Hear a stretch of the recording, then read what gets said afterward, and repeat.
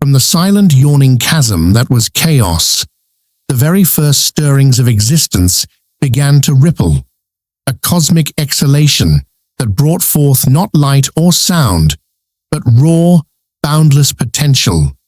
And before you knew it, the universe was less a blank canvas and more a squiggly doodle, slowly but surely finding its form.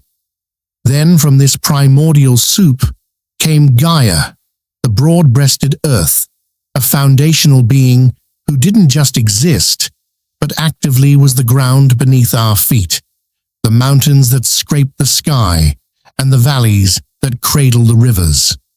Alongside her, like an almost immediate, if slightly less grounded thought, emerged Tartarus, the deep, dark pit beneath the world, a place of shadows and punishment, and Erebus, the personification of darkness, always there, lurking, just off to the side. As if on cue, Nyx, the night, whispered into being, blanketing everything with her shadowy embrace, and from her came Ether, the bright upper air, and Hemera, the day, a delightful duo that started the whole day and night thing we still cling to today. It was quite the family affair, though family might be a strong word for entities that basically were concepts rather than people you'd invite to brunch. Gaia, feeling a bit lonely perhaps, or just creatively restless, decided to do some self-procreation, which frankly is a power move if ever there was one. She brought forth Uranus, the starry sky, a being who stretched himself over her, becoming her first mate, and rather awkwardly, her son. It's a bit of a tangled family tree, isn't it? Like tracing your lineage back to a really complicated Excel spreadsheet where everyone's related in multiple columns. Together, Gaia and Uranus birthed the earliest generation of cosmic powerhouses, the mighty Titans. These weren't your garden variety gods. They were immense, elemental forces, embodying aspects of the world in their very beings. There was Oceanus, the vast river that encircled the world, and Tethys, his watery consort, parents to all the rivers and ocean nymphs. Then came Hyperion, the sun god, who lit up the heavens, and Thea, his radiant partner, who gave gold and jewels their gleam. Coeus and Phoebe represented intellect and prophecy, respectively, while Creus and Iapetus were more earthly, foundational figures. Mnemosyne, the goddess of memory, was arguably one of the most important, because without her, well, this whole story wouldn't stick. And then there was Themis, divine law and order personified, keeping things ostensibly on the straight and narrow. But the most famous, or perhaps infamous, of the Titans was Cronus, the youngest, a cunning and ambitious fellow, destined to play a pivotal, if not entirely pleasant role in the grand scheme of things. His birth, along with his siblings, was a bit of a sore point for Uranus. See, Uranus was a rather possessive father, and he wasn't exactly thrilled with his monstrous offspring, the 100-handed Hecatonchires and the one-eyed Cyclopes. He found them utterly repellent, which, as a parent, is a bit of a harsh review for your own kids. So he did what any self-respecting, albeit tyrannical sky god would do. He shoved them back into Gaia's womb, trapping them in the depths of Tartarus. Talk about a bad house guest. Gaia, understandably, was not amused by this internal imprisonment and felt a pain so profound it resonated through the very earth. She yearned for liberation, for her children to see the light of day. Historians still argue whether this act of imprisonment was purely born of Uranus's disgust, or if there was a deeper, more prophetic fear driving his actions, perhaps an inkling of the uprising to come. Either way, It set the stage for a dramatic shift in cosmic power. It's fascinating to consider how many ancient cultures, from the Mesopotamians to the Egyptians, also developed intricate cosmogonies, attempting to explain the universe's origins, often involving divine beings emerging from a primeval void or water.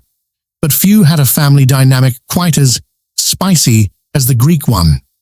Gaia, suffering under Uranus's tyranny, finally decided enough was enough. She forged a sickle, a magnificent gleaming blade from adamantine, the hardest metal known, and presented it to her sons, begging them to liberate their imprisoned brethren and, by extension, her. Only Cronus, the youngest and most audacious, dared to take up the challenge. He agreed to his mother's plea, a move that would define his reign and ultimately lead to his downfall. In a moment of audacious rebellion, as Uranus descended to couple with Gaia, Cronus, hidden in ambush, ambushed his father and, with the adamantine sickle, castrated him. From the spilled blood of Uranus hitting the earth came the fearsome Erinyes, the Furies, goddesses of vengeance, who would forever pursue those who committed parricide, along with the Gigantes, powerful giants, and the Meliae, ash-tree nymphs. And from the foam generated when his severed genitals fell into the sea, something truly spectacular emerged. Aphrodite, the goddess of love, beauty, pleasure, and procreation, sailing serenely on a scallop shell to the shores of Cyprus, utterly perfect and completely unfazed by her rather unusual birth. It's hard to top an origin story like that. Most of us just get born in a hospital, rather than spontaneously appearing from foamy bits. This gory, yet ultimately generative act ended Uranus's tyrannical reign and ushered in the age of the Titans, with Cronus now at the helm, ready to rule the cosmos, albeit with a rather large, sharp shadow cast by his own violent ascent to power. With Uranus effectively out of the picture, banished to the shadowy fringes of the cosmos, Cronus, the boldest and arguably most ruthless of the Titans, ascended to become their undisputed king, establishing a new order that, for a time, brought a semblance of stability to the burgeoning universe. He married his sister Rhea, because, well, that's just how these primordial families rolled back then. Fewer options, I suppose, and definitely no awkward family dinners with the in-laws. Together, they ruled from Mount Othrys, presiding over what some called the Golden Age, a time of peace and plenty, where mortals, still few in number, lived in harmony with nature, and crucially, without the burden of toil or the looming threat of war. It sounds lovely, doesn't it? Like a permanent vacation with unlimited snacks. This era, in the grand sweep of human history, is often romanticized as a period of effortless existence, a stark contrast to the Iron Age of Hesiod's poems, marked by hardship and moral decay. But even in this supposed golden age, a seed of dread was planted in Cronus's mind, a nagging whisper of a prophecy that would haunt his reign. Just as he had overthrown his own father, so too would one of his children rise up to depose him. Now you might think a powerful Titan, ruler of the cosmos, would find a more elegant solution to this rather pressing problem, perhaps some proactive parenting or a really strict curfew. Instead, Cronus decided on a rather direct approach. As each of his children was born, he swallowed them whole, one by one, ensuring they would never pose a threat. First came Hestia, the goddess of the hearth, then Demeter, goddess of the harvest, Hera, who would later become the queen of the gods, Hades, lord of the underworld, and Poseidon, god of the sea. Each was consumed by their fearful father, disappearing into his colossal stomach, a truly unenviable childhood for them, I imagine, albeit a strangely spacious one. Rhea, understandably, was not thrilled with this arrangement. Imagine giving birth to 5 beautiful babies, only to have your husband treat them like hors d'oeuvres. It was, to put it mildly, a massive breach of trust, and quite literally a gut-wrenching experience for her. She grieved for her lost children, and as her 6th child was due, she decided she couldn't bear to lose another. With the help of her mother, Gaia, and her father, Uranus, who despite his earlier woes seemed to still have a soft spot for his daughter, Rhea devised a cunning plan to save her last-born. This kind of conspiratorial action, often involving a disgruntled female deity and a hidden child, is a recurring motif in mythologies across the globe, from Egyptian tales of Isis hiding Horus to various folklore narratives. When her final child, Zeus, was born, Rhea swaddled a stone in his place, making it look exactly like a newborn infant. Cronus, ever paranoid, swallowed the stone without a second thought, none the wiser, apparently not bothering to check for a heartbeat or a cry. Honestly, you'd think a cosmic ruler would have better quality control. Meanwhile, the real baby Zeus was secretly spirited away to the island of Crete, a lush, mountainous land far from his father's watchful eye. There, he was raised in secret, nurtured by nymphs, fed on the milk of the goat Amalthea, and protected by the Curetes, armed dancers who would clash their spears and shields together to drown out the sound of the baby's cries, lest Cronus hear them from afar. It's a pretty intense upbringing for a future king of the gods, certainly more adventurous than daycare. Zeus grew quickly, imbued with the strength and destiny of his divine lineage. He was not just a powerful god in the making, but a symbol of hope for his trapped siblings and a new cosmic order. Upon reaching maturity, armed with courage and guided by Metis, the Titaness of wisdom, who might or might not have had a romantic entanglement with him, depending on which ancient scroll you're reading, Zeus returned to Mount Othrys, ready to confront his father. He disguised himself, often recounted as a cupbearer, and offered Cronus a special drink, which Metis had prepared. This concoction, a potent emetic, caused Cronus to violently vomit up all the children he had swallowed in reverse order of consumption, first the stone, then Hades, Poseidon, Hera, Demeter, and finally Hestia. Imagine the family reunion.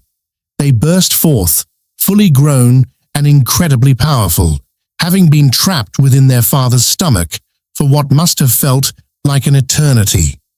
Historians still argue whether Zeus's rise was a clear-cut victory of good over evil, or simply a cyclical changing of the guard, a new tyranny replacing an old one. But for the newly freed Olympians, it was definitely a win. This dramatic expulsion of the swallowed gods marked a pivotal moment, setting the stage for the greatest conflict in Greek mythology, the war between the old guard of the Titans and the burgeoning power of the young Olympians. The newly liberated siblings, naturally grateful to their rescuer, recognized Zeus's leadership and rallied behind him.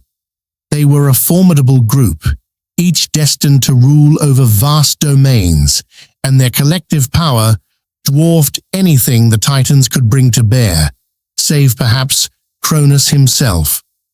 This was no longer just about family drama. It was about cosmic supremacy.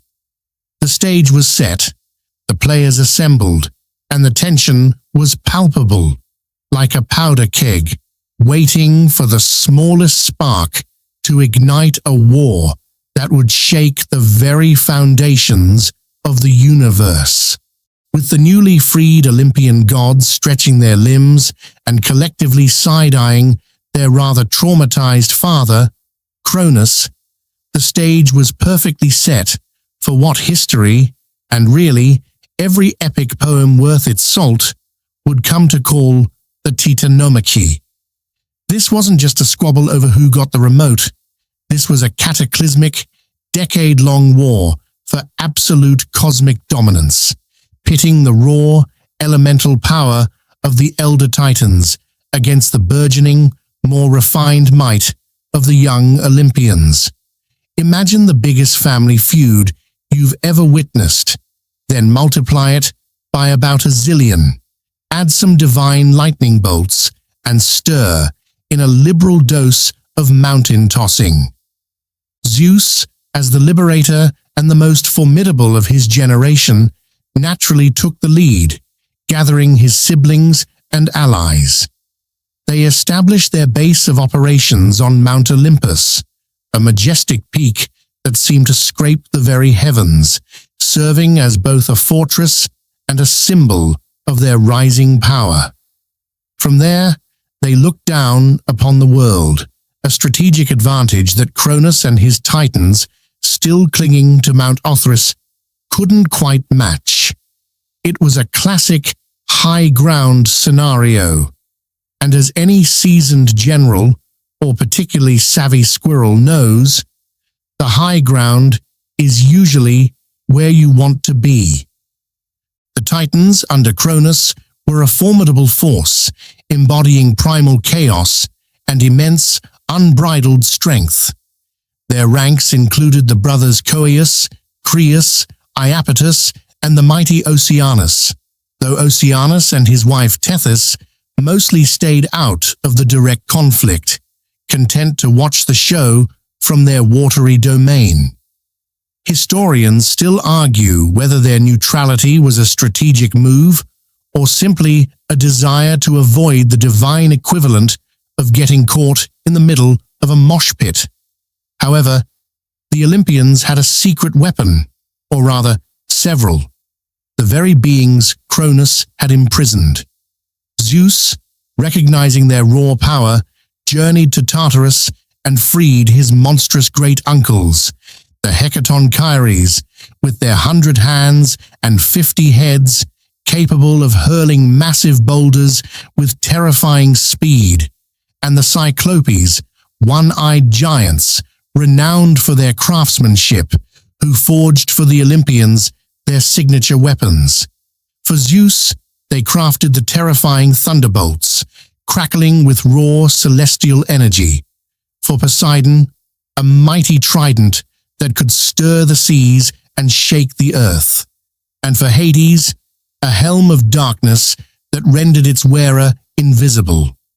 Suddenly, the Olympians weren't just powerful, they were armed to the teeth with custom-made, deity-grade weaponry. It's like showing up to a snowball fight with a fully automatic snow cannon. The war raged across the cosmos, shaking the very foundations of reality. Mountains crumbled, seas boiled, and the sky itself seemed to rip open with the clash of divine power.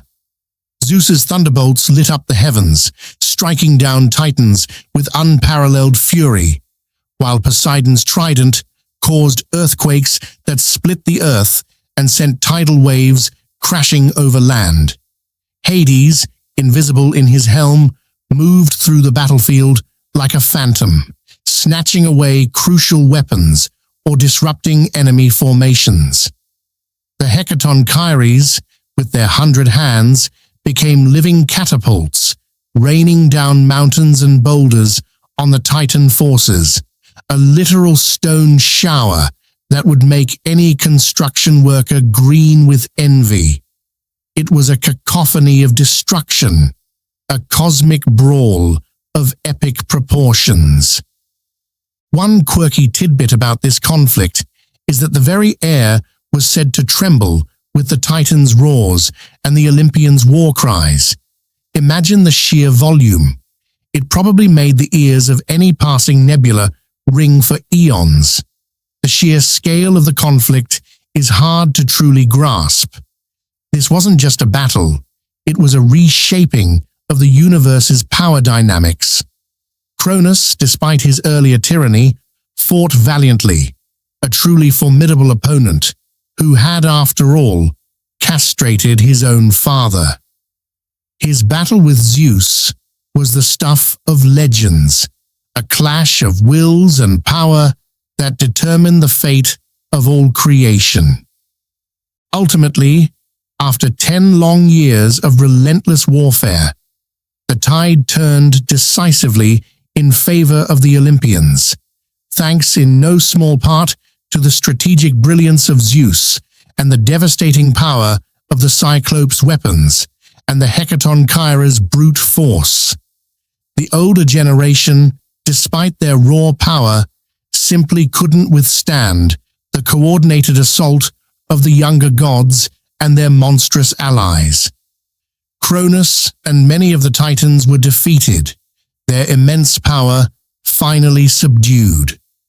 The victory wasn't just a military triumph, it was a philosophical shift. The chaotic primal rule of the Titans was replaced by the more ordered, albeit often turbulent reign of the Olympians, who brought with them concepts of justice, law, and a more structured hierarchy. The defeated Titans were not simply exiled, they were cast into the deepest, darkest abyss of Tartarus, a prison even more secure than the one Cronus had created.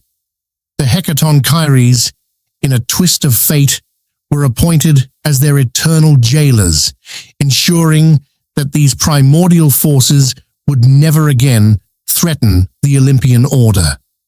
It's a bit like being sent to your room, but your room is the deepest pit of cosmic despair, and your babysitters are 100-handed giants.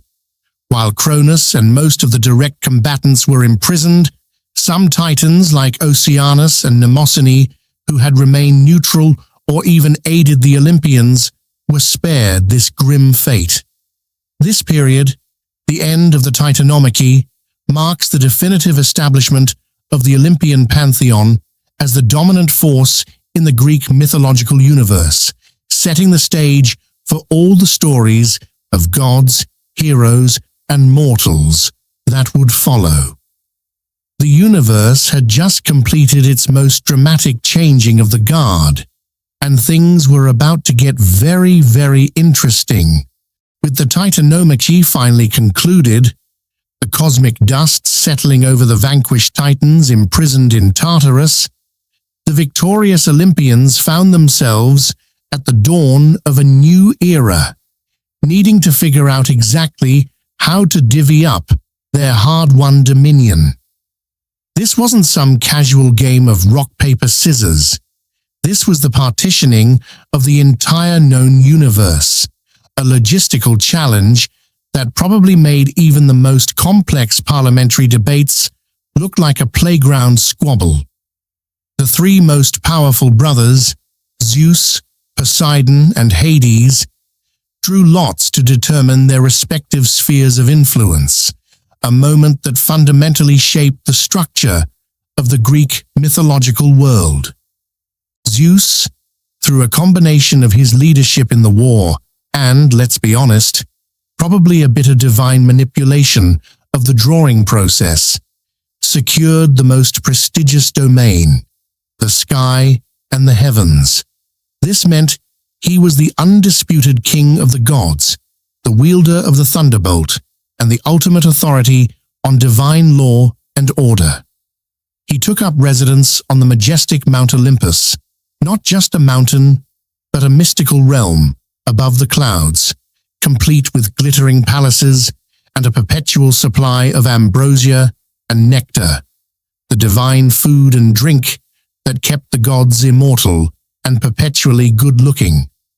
It's like owning the biggest, fanciest penthouse in the tallest building, with an unlimited minibar. Poseidon, the next brother, drew the sea.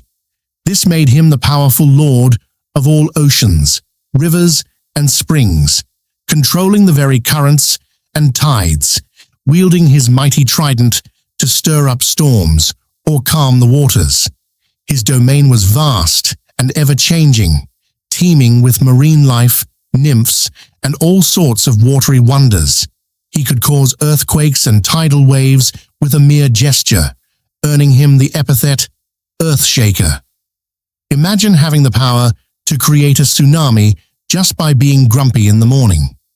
He resided in a magnificent palace beneath the waves, a sprawling complex of coral and pearls, a watery kingdom that rivaled Olympus in its splendor, albeit a lot wetter.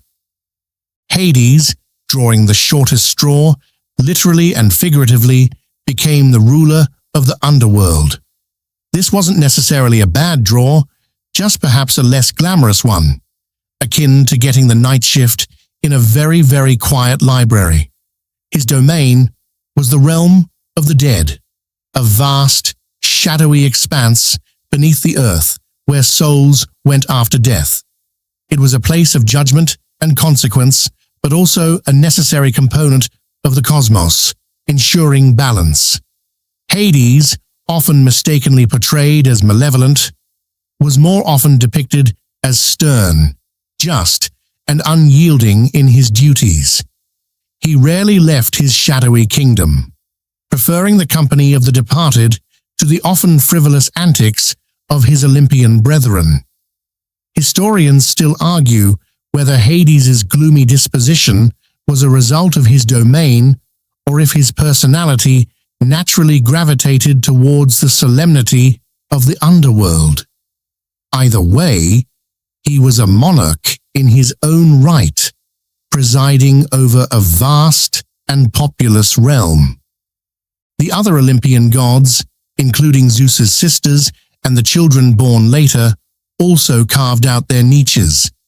Hera, Zeus's strong-willed sister and eventual wife, became the queen of the gods, goddess of marriage and childbirth, often finding herself entangled in Zeus's numerous infidelities, which, let's be honest, would test the patience of even a goddess.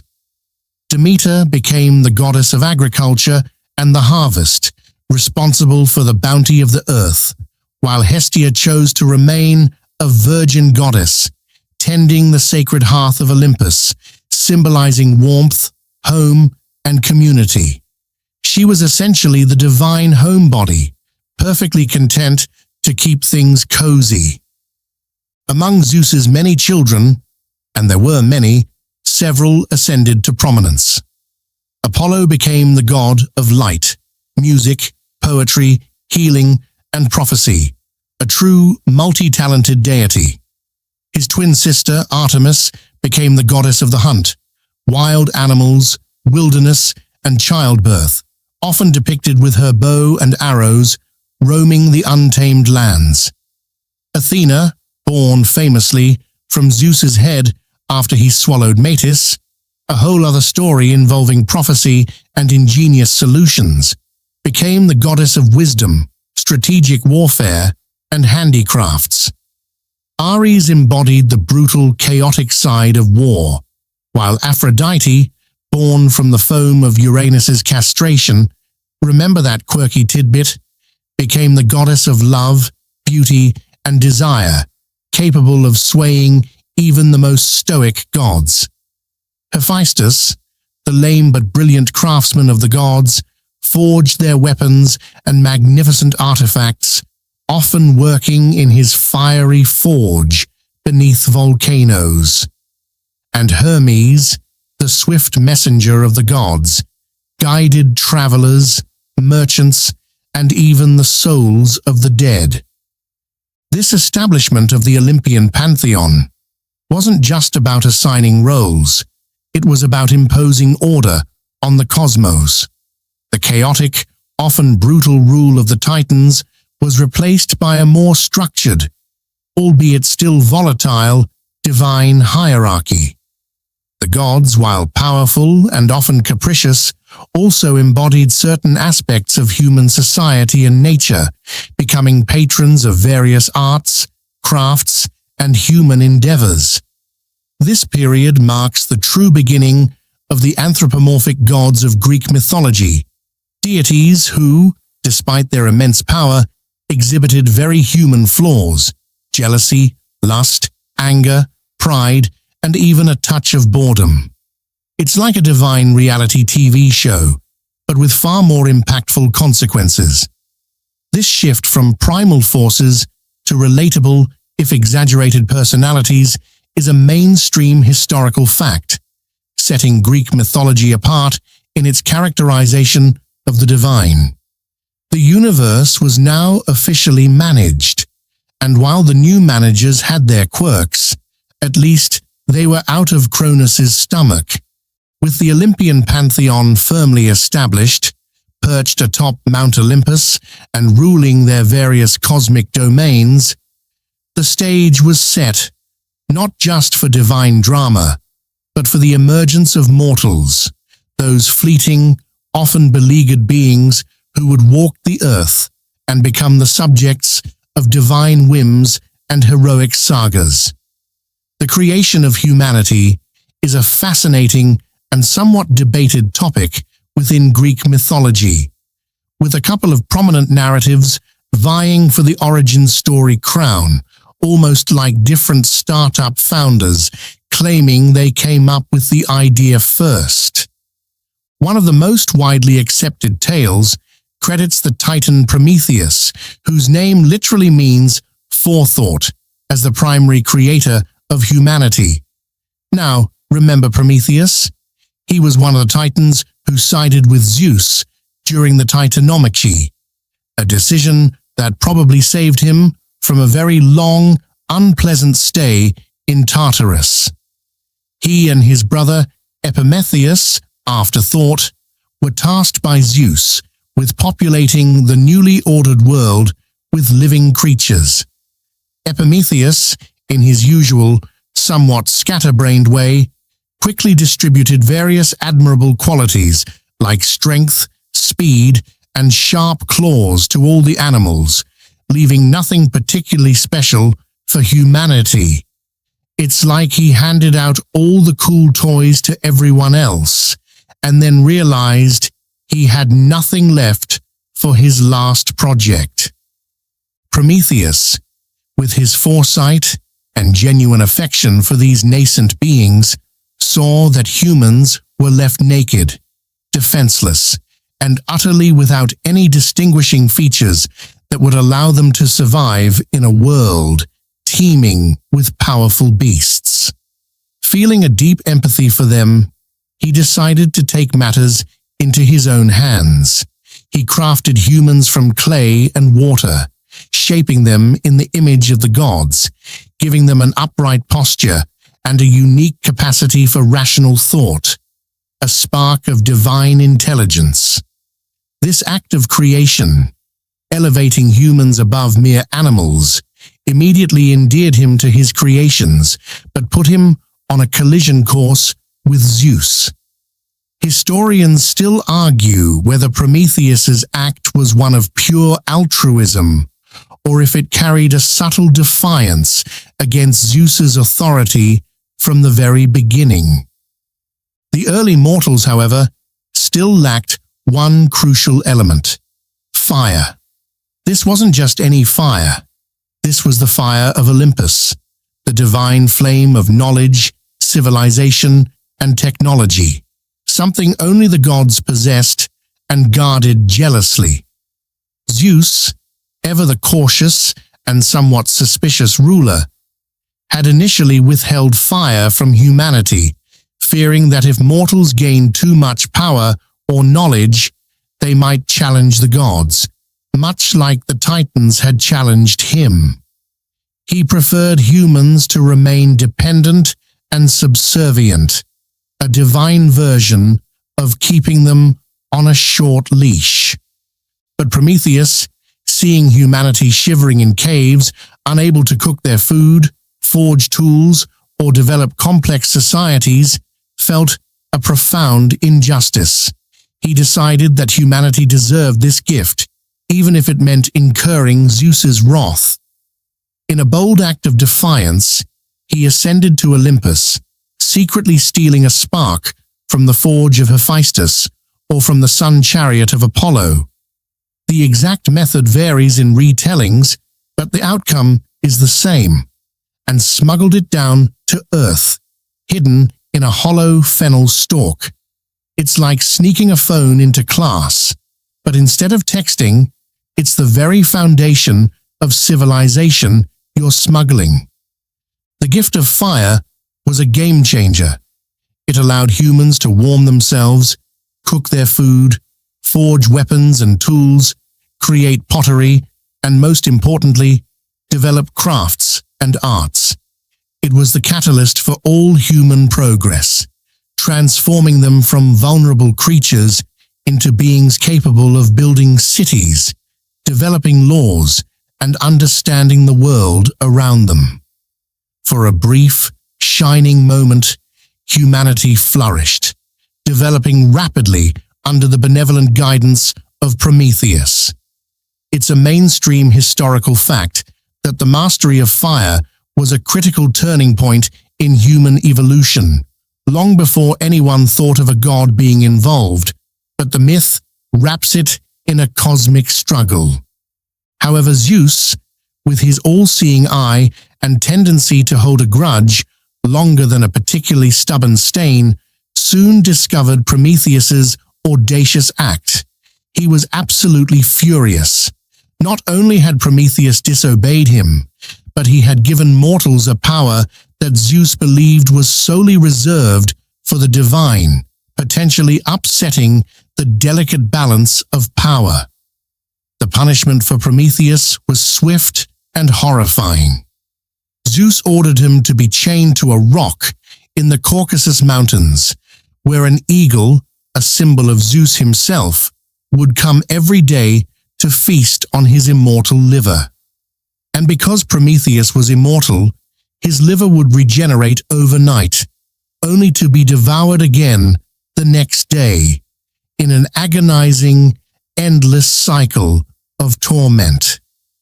It's a rather extreme form of daily reminder not to cross the boss. This eternal punishment for Prometheus highlights the gods' jealousy of human potential and their desire to maintain control. It also serves as a poignant reminder of the price of defiance, even for a noble cause. The tale of Prometheus's gift and his subsequent suffering cemented his place as a martyr for humanity, a figure of incredible sacrifice. The quirky tidbit here is that in some versions, the chains that bound Prometheus were said to be made by Hephaestus, the very god whose fire Prometheus had stolen, adding an extra layer of tragic irony to his torment. And so, humanity began its journey, forever indebted to a rebellious titan, living under the watchful and often meddling eyes of the Olympians. While humanity was now blessed with the invaluable gift of fire, thanks to Prometheus's defiance, Zeus was far from done with his divine retribution. He wasn't just angry, he was petty. He decided that if mortals were going to have fire, they would also have a very special, very vexing counter-gift, one that would bring both beauty and boundless misery into their lives. This was the ingenious, or perhaps nefarious plan that led to the creation of Pandora, the first woman, whose very name means all gifts, which, as we'll see, was a bit of an ironic moniker, given what she was carrying. Zeus commissioned Hephaestus, the divine smith, to sculpt Pandora from earth and water, endowing her with exquisite beauty and a captivating form, like a living statue brought to life. Then Each of the other gods and goddesses contributed their own gifts to her, ensuring she was irresistibly charming and utterly captivating. Aphrodite bestowed upon her grace and allure. Athena clothed her in exquisite garments and taught her handicrafts, while Hermes, ever the cunning trickster, gave her a deceptive mind and persuasive words. It was like a cosmic gift basket, but with a very suspicious note attached. This collaborative creation underscores the anthropomorphic nature of the Greek gods, their human-like traits, including their capacity for cunning and vengeful planning. A concept historians still argue over when comparing Greek deities to the more abstract gods of other ancient civilizations. Once complete, Pandora was sent to Earth, not to just anyone, but specifically to Epimetheus, Prometheus's brother, the one whose name means afterthought, and who famously accepted gifts without thinking. Prometheus, having foreseen this potential trap, had explicitly warned Epimetheus never to accept any gifts from Zeus, knowing his brother's impulsive nature. But Pandora, with her irresistible charm and divine allure, was a temptation Epimetheus simply couldn't resist. He fell completely for her, ignoring his brother's solemn warning, proving that some lessons just have to be learned the hard way. Along with Pandora, Zeus sent a sealed pithos, a large storage jar, often mistranslated as a box in later retellings, containing all the evils, sorrows, and plagues that would afflict humanity. Some versions say Pandora was told never to open it. Others suggest her curiosity was an inherent part of her divine design, a flaw planted specifically by Zeus. Either way, the moment arrived. Despite any warnings, or perhaps because of an overwhelming, divinely implanted curiosity, Pandora, unable to resist the urge to peek inside the mysterious container, lifted the lid. And with that single act, a cascade of suffering, sickness, toil, death, and all the myriad misfortunes that plague human existence flew out, spreading across the unsuspecting world like a dark cloud. It was a truly catastrophic release, instantly shattering the idyllic existence of the Golden Age. Before Pandora, humans lived simple lives, free from disease, hard labor, and the crushing weight of sorrow. They were basically living in a perpetual summer camp. But once the lid was lifted, that carefree existence vanished, replaced by a world where hardship was the new normal. In a last-ditch effort, just as the final, most dreadful evils were escaping, Pandora managed to snap the lid shut, trapping one tiny thing inside: Elpis, the spirit of hope. It's a bittersweet ending to the story, isn't it? Even amidst overwhelming despair, a glimmer of hope remained, stuck in the jar, waiting to be rediscovered by humanity whenever things got really, really dark. This quirky tidbit about hope remaining trapped is crucial, as it suggests that even in the face of suffering, the potential for recovery and endurance persists. The story of Pandora's box, or jar, is a powerful origin myth for suffering, a way for the ancient Greeks to explain why life, once seemingly perfect, had become so difficult and riddled with pain. It places the blame, at least partially, on human curiosity and disobedience, framed within the context of divine vengeance. It also served to explain the transition from the mythical Golden Age to the subsequent harsher ages of humanity. The Golden Age, a mainstream historical fact in Greek myth, represented a period of perfection and ease, a stark contrast to the subsequent Silver, Bronze, and Iron Ages, each marked by increasing moral decay and hardship. The myth serves as a stark reminder of the consequences of divine meddling and the inherent flaws woven into the fabric of human existence. It solidified Zeus's ultimate power, demonstrating that even a benevolent act like Prometheus's gift of fire could be met with a cunning and devastating counterattack. Humanity, now burdened with all the world's ills, would have to forge its path through struggle and toil, sustained only by the slender thread of hope that Pandora, inadvertently or purposefully, had kept within reach. And so, the world became a much more complicated place, full of both wonder and woe, all thanks to a curious woman and a very strategic god. Even after the introduction of suffering and toil through Pandora's jar, humanity, in Zeus's ever-watchful and often exasperated eyes, continued to stray from the path of piety and proper conduct, evolving through the successive ages from the innocent golden to the less idyllic silver, and then the increasingly degenerate bronze. The stories tell of a progressive decline in human morality, a period where mortals became violent, impious, and showed little respect for the gods, a far cry from the carefree days before Pandora's arrival. It was as if every bad habit imaginable had simply flown out of that pythos and stuck to humanity like glitter.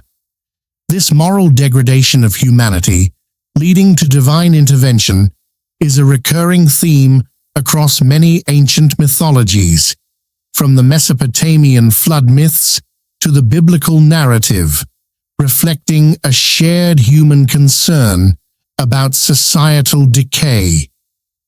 Zeus, growing increasingly frustrated with humanity's escalating wickedness, finally decided that the earth needed a reset, a thorough cleansing.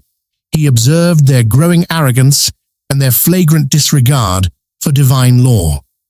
The final straw, according to some accounts, was the savagery of Lycaon, king of Arcadia, who, in an ultimate act of impiety, attempted to serve Zeus the flesh of a human sacrifice during a feast, aiming to test the god's omniscience. You really don't want to test an omniscient, lightning bolt-wielding deity with cannibalism. It's just bad form. This act of sacrilege so enraged Zeus that he vowed to purge the earth of its corrupted inhabitants. His solution was drastic: a great flood, a deluge that would wash away all of humanity and their wickedness, leaving the world clean for a new, purer race. It was, in his divine logic, the ultimate cosmic pressure wash. He sought the aid of Poseidon, whose trident could stir the seas and unleash mighty waves, and unleash torrents of rain from the heavens, causing rivers to swell, oceans to rise, and the land to be swallowed by a relentless, crushing tide. The entire world became a vast, churning sea, swallowing cities, forests, and mountains alike. Humanity, caught unprepared, perished in the overwhelming waters, a terrifying end to an era of sin. However, not all of humanity was condemned. Amidst the pervasive wickedness, there was one righteous man, Deucalion, the son of Prometheus. Remember our suffering titan? His lineage still had some good apples, and his wife Pyrrha, the daughter of Epimetheus and Pandora. Now you might recall Epimetheus and Pandora's story, so it's a quirky tidbit that their daughter, who inherited a touch of that famed curiosity, would be among the few survivors of such a cataclysm. Prometheus, with his foresight, had warned his son of the impending doom and advised him to build an ark, a simple wooden chest, to weather the coming storm. Deucalion, trusting his father's wisdom, diligently followed the instructions, gathering provisions and preparing for the inevitable. When the floodwaters rose, Deucalion and Pyrrha boarded their humble vessel, floating aimlessly upon the boundless sea, the sole remnants of humanity. For 9 days and 9 nights, the rains poured and the waters surged, until finally, on the 10th day, their ark came to rest on the summit of Mount Parnassus, one of the few peaks that remained above the tumultuous waters. It was a stark and desolate world they landed upon, with no sign of life anywhere. This moment, the landing on a mountain, resonates with flood narratives from around the world, a mainstream historical fact in comparative mythology, underscoring humanity's enduring fascination with cleansing catastrophes. Stepping out onto the muddy, rain-soaked earth, Deucalion and Pyrrha were overcome with grief and loneliness, realizing they were the last 2 humans left. They prayed to Zeus and Themis, the goddess of divine law, seeking guidance on how to repopulate the devastated world. Themis, from her temple, spoke to them through an oracle, giving them a cryptic instruction: "Cast behind you the bones of your great mother." Deucalion, with his father's foresight, quickly understood that their great mother referred to Gaia, the earth, and her bones were the stones, the rocks of the earth. Following the oracle's command, Deucalion and Pyrrha began to pick up stones and cast them over their shoulders. As Deucalion threw his stones, they transformed into men, rising from the earth, strong and robust. And as Pyrrha threw hers, they became women, forming the basis of a new, resilient human race. These new humans, born from the very bones of the earth, were said to be stronger, more enduring, and better suited to a world that had witnessed such divine wrath. This new generation of humanity, born of stone, was tougher, more resistant to the hardships of life, a direct contrast to the more fragile beings of the earlier ages. Historians still argue whether this new generation was intended to be inherently more pious or simply more robust, better able to withstand the challenges of a post-flood world. And so, the world was repopulated not by a single act of creation, but by the determined actions of 2 survivors, guided by divine wisdom. The Great Flood served as a grim lesson, a stark reminder of the consequences of hubris and impiety, and established a new covenant, a new beginning for humanity, under the continued, albeit still demanding, oversight of the Olympian gods. The story underlines the cyclical nature of destruction and renewal in Greek myth, a pattern that would repeat in various forms throughout their sagas. With humanity safely, if a bit rockily, repopulated after the Great Flood, the Olympian gods settled into their respective domains, and none was more central, more powerful, or frankly, more perpetually dramatic than Zeus, the king of the gods, and his long-suffering yet fiercely regal wife, Hera.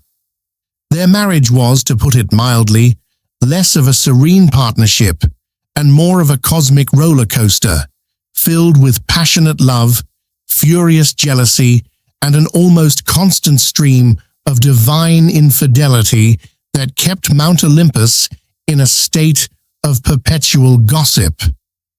Zeus, as the undisputed ruler of the sky and the cosmos, was a god of immense power, majesty, and a rather unquenchable thirst for, let's say, extracurricular activities. He wielded the thunderbolt with awe-inspiring might, capable of shaking the heavens and striking down any who dared defy him, whether mortal or immortal. He was the enforcer of divine law, the arbiter of justice, though his justice sometimes felt a little flexible, and the one who maintained the cosmic order established after the Titanomachy. You'd think with all that responsibility, he'd have less time for his hobbies, but apparently, being a sky god comes with excellent time management skills, or at least a very long leash. However, Zeus's greatest weakness, and the perennial bane of Hera's existence, was his insatiable lust. He had an astonishing number of affairs, often disguised in elaborate forms to trick his unsuspecting targets or to escape Hera's wrath. He transformed into a swan to seduce Leda, a golden shower to impregnate Danae, a bull to abduct Europa, and even a simple cuckoo to trick Hera herself into marriage. Talk about playing the long game. His conquests produced a vast array of divine and demigod offspring, populating the mythological world with heroes and minor deities. This prolific philandering is a mainstream historical fact of Zeus's character, and it stands in stark contrast to the marital expectations typically placed on human kings in ancient societies. Hera, queen of the gods, was Zeus's sister and rightful wife, symbolizing marriage, women, childbirth, and family. She was breathtakingly beautiful, powerful, and incredibly proud, embodying the regal authority of her position. Yet, her most defining characteristic in the myths was her ferocious jealousy and her relentless pursuit of Zeus's lovers and illegitimate children.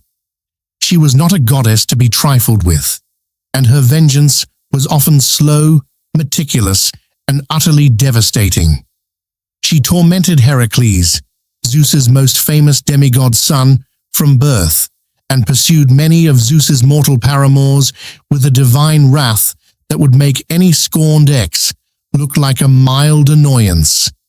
Poor Io, transformed into a cow and tormented by a gadfly, comes to mind. It's a bit like watching a very dramatic soap opera, but with world-ending consequences. Their relationship was a constant power struggle. Hera frequently conspired against Zeus, even once trying to chain him with the help of other Olympians, only for him to be freed by the hundred-handed Briareus. She would often withdraw to her chambers on Olympus, sulking and plotting, requiring Zeus to coax her back into the light with gifts or promises, though he rarely kept his end of the bargain regarding fidelity. Historians still argue whether Hera's relentless pursuit of revenge was a portrayal of inherent female spite or a critique of male dominance and infidelity in ancient Greek society, a nuanced debate that continues to this day. Despite the constant marital strife, or perhaps because of it, their union was fundamental to the cosmic order. Hera's domain over marriage and family provided a counterbalance to Zeus's wild impulses, representing the stability and continuity necessary for the divine and mortal worlds. The very fact that they remained married, despite everything, speaks volumes about the intertwining of their destinies and their roles as king and queen of the pantheon. A quirky tidbit: the peacock was Hera's sacred animal, its 100 eyes on its tail feathers said to represent the eyes of Argus Panoptes, a 100-eyed giant who Hera employed to guard Io, and who was later slain by Hermes. She then transferred his eyes to her favorite bird, a subtle reminder of her constant vigilance. Their dynamic shaped many of the myths, driving the plots and influencing the fates of countless heroes and mortals caught in their divine crossfire. Their squabbles weren't just domestic spats, they were cosmic events that could result in plagues, wars, or the tragic downfall of heroes. From the abduction of Helen, sparking the Trojan War, to the trials of Heracles, the tumultuous relationship between Zeus and Hera provided the dramatic tension that fueled much of Greek mythology. reminding everyone that even the most powerful beings were subject to very human passions and flaws, often with explosive results. While Zeus held court in the shimmering heavens and Hera presided over the complexities of divine marriage, the two other sons of Cronus, Poseidon, and Hades maintained their vast, distinct, and largely separate kingdoms, each wielding immense power over realms that, while out of the direct Olympian spotlight, were no less vital to the balance of the cosmos. Their stories, though perhaps less entangled with daily Olympian drama than Zeus and Hera's, reveal immense power and unique personalities, embodying the forces they commanded. Poseidon, the Earth-shaker, was the undisputed lord of the sea, and frankly, everything wet. This included not just the boundless oceans, but all rivers, springs, lakes, and even the subterranean waters that coursed beneath the earth. He was a god of immense, often unpredictable power, reflecting the turbulent nature of the waters he commanded. With a mere flick of his mighty trident, forged by the Cyclopes, he could stir up colossal storms, causing tidal waves that swallowed coastlines, or conversely, calm the most tempestuous seas, allowing safe passage for sailors. He could also cause devastating earthquakes, a terrifying manifestation of his power, earning him the epithet Earth-shaker, which, let's be honest, is a pretty cool nickname. Poseidon's temperament was as volatile as the seas themselves.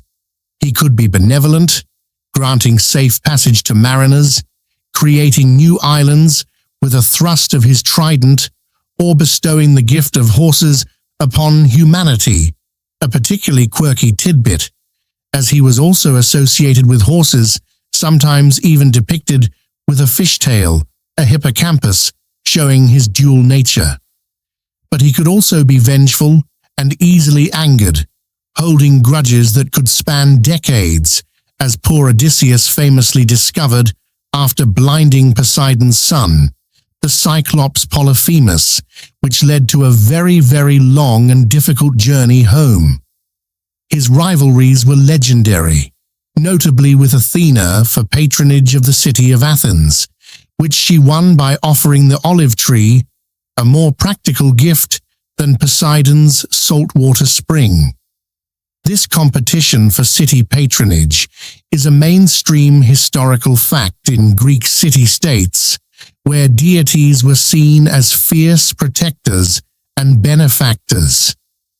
He resided in a magnificent gleaming palace at the bottom of the sea, often depicted as being near Aegae in Euboea, a sprawling domain built of coral and precious stones, adorned with every imaginable marine wonder. He rode a chariot pulled by hippocampi, or dolphins, traversing his watery kingdom with immense speed. Like his brother Zeus, Poseidon was also known for his numerous affairs and many children, both divine and mortal, including many famous heroes and monstrous beings, from the heroic Theseus, in some accounts, to the formidable giants. His vast domain, though fluid, was a cornerstone of the cosmos, providing sustenance and challenges, and constantly reminding mortals of the immense, untamed power of nature. Hades, the eldest son of Cronus, ruled the grim and shadowy domain of the underworld. Unlike his brothers, he rarely ascended to Olympus, preferring the solitude and solemnity of his subterranean kingdom. He was not a god of evil per se, but rather a stern, impartial, and unyielding ruler of the dead, ensuring that souls found their proper place after life. His realm was a complex tapestry of various regions, the verdant Elysian fields for the virtuous, the sorrowful asphodel meadows for the ordinary, and the bleak Tartarus for the damned. He rarely left his domain, and when he did, it was usually on a chariot drawn by 4 black horses, often shrouded in his helm of darkness, which rendered him invisible. Hades' most famous act, and one that profoundly impacted the mortal world, was his abduction of Persephone, daughter of Demeter. While a harsh act, it was also, in a way, a sanctioned marriage, albeit one achieved through subterfuge. He genuinely loved Persephone, and she eventually became his queen, sharing his throne in the underworld, though she would spend part of each year on Earth with her mother, symbolizing the cycle of seasons. This arrangement, a compromise brokered by Zeus, highlights Hades' unwavering commitment to his domain and his desire for a queen to share his eternal rule. Historians still argue about the nature of Hades' portrayal, whether he was truly feared or simply respected as a necessary part of the cycle of life and death, an integral aspect of human existence that could not be escaped. His wealth was immense, as he presided over all the precious metals and gems found beneath the earth, earning him the epithet Pluto or Pluton, meaning the wealthy one, a quirky tidbit that ironically connects the god of death with immense riches. He was attended by various chthonic deities and monstrous guardians, including the fearsome 3-headed dog, Cerberus, who guarded the entrance to his realm, ensuring that no living soul entered without permission and no dead soul ever left. Unlike Zeus and Poseidon, Hades had few illegitimate children, reflecting his somber and less promiscuous nature. His domain was a constant reminder to mortals of their own mortality, a necessary endpoint, but also a place governed by strict rules and a powerful, unyielding king. While Zeus reigned supreme in the heavens, Poseidon commanded the turbulent seas, and Hades ruled the silent realm of the dead. 2 of Zeus's most prominent offspring, the radiant twins Apollo and Artemis, held sway over domains that were as vital to the human experience as they were dramatically opposed, embodying light and shadow, civilization and wilderness, and the twin aspects of skill and instinct. Their stories are deeply intertwined, reflecting their shared parentage and often parallel, yet distinct, roles in the divine order. Apollo, the god of light, music, poetry, healing, prophecy, and archery, was arguably one of the most revered and multifaceted of the Olympian deities. Born on the island of Delos, along with his twin sister, he quickly established himself as a deity of immense power and influence. He was famously associated with the sun, often depicted driving a radiant chariot across the sky, though it's a quirky tidbit that the actual sun charioteer was originally the Titan Helios, with Apollo later absorbing many of his attributes. He was also the patron of the arts, inspiring poets, musicians, and bards, his lyre producing music so enchanting it could soothe even the most savage beasts or bring tears to the eyes of gods. His most significant cult center was at Delphi, where his oracle, the Pythia, delivered cryptic prophecies that influenced kings, heroes, and common folk alike, shaping the course of history for centuries. The Delphic oracle's pronouncements were considered infallible, guiding decisions from personal matters to declarations of war, making Delphi a powerful hub of religious and political influence in the ancient world.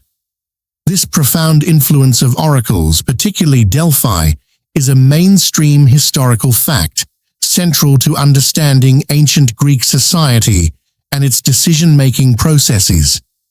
Upon Apollo's power of prophecy linked the divine will directly to human affairs, making him a crucial bridge between the mortal and immortal realms. He was also a god of healing, capable of warding off plagues, but could also send them, showcasing his dual nature as both healer and bringer of pestilence, reflecting the capricious nature of ancient diseases. Artemis, Apollo's twin sister, was the virgin goddess of the hunt, wild animals, wilderness, childbirth, and the moon. She was a fierce and independent deity, often depicted with her bow and arrows, accompanied by a pack of hounds, roaming the untamed forests and mountains. Unlike her brother, who often frequented human settlements and intellectual pursuits, Artemis preferred the solitude of the wild, protecting animals and upholding the purity of nature. She was a protector of young girls and a goddess associated with childbirth, often invoked for safe deliveries, perhaps ironically given her own vow of eternal chastity. Artemis was fiercely protective of her virginity and her followers, meting out swift and brutal punishment to anyone who dared to challenge her or violate her sacred spaces. The myth of Actaeon, who accidentally stumbled upon her bathing and was transformed into a stag to be torn apart by his own hounds, is a chilling reminder of her unforgiving nature. She also held a deep affection for her mother, Leto, relentlessly pursuing anyone who dared to insult her. Her devotion to the wilderness and her independence made her a formidable force, embodying the untamed spirit of nature itself. Historians still argue whether the prevalence of virgin goddesses like Artemis and Athena reflected a societal ideal of female purity or simply a narrative device to allow these powerful female figures to remain unburdened by domestic roles. Despite their individual domains, the twins often worked in concert. Both were skilled archers, capable of inflicting swift and precise justice, sometimes even working together to bring down those who offended their divine parents or challenged the Olympian order. They represented complementary aspects of existence: Apollo, the light of reason, order, and civilization; Artemis, the primal force of the wild, instinct, and untamed nature. Their arrival signified a more refined, if still powerful, generation of gods, distinct from the raw, elemental power of the Titans. They were beautiful, formidable, and utterly essential to the functioning of the cosmos, reminding mortals that even the most beautiful aspects of life, like music and nature, could carry a deadly sting if provoked. While Apollo and Artemis represented the duality of light and wild, reason and instinct, two other pivotal Olympians, Athena and Ares, embodied the complex and often contradictory facets of war itself. One, the shrewd strategist; the other, the bloodthirsty brute. Their stories frequently intersected with mortal heroes and epic conflicts, shaping the destinies of entire cities and civilizations, and proving that even in battle, there were vastly different ways to wield power. Athena, a goddess of unparalleled wisdom, strategic warfare, handicrafts, and patron of heroes, had one of the most distinctive births among the Olympians. Famously, she sprang fully grown and fully armed from the head of Zeus himself.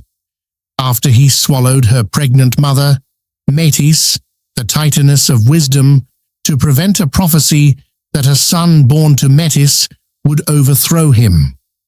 This rather unconventional birth meant Athena had no mother in the traditional sense, a quirky tidbit that further solidified her unique position as a goddess embodying intellect and martial prowess, directly from the king of the gods.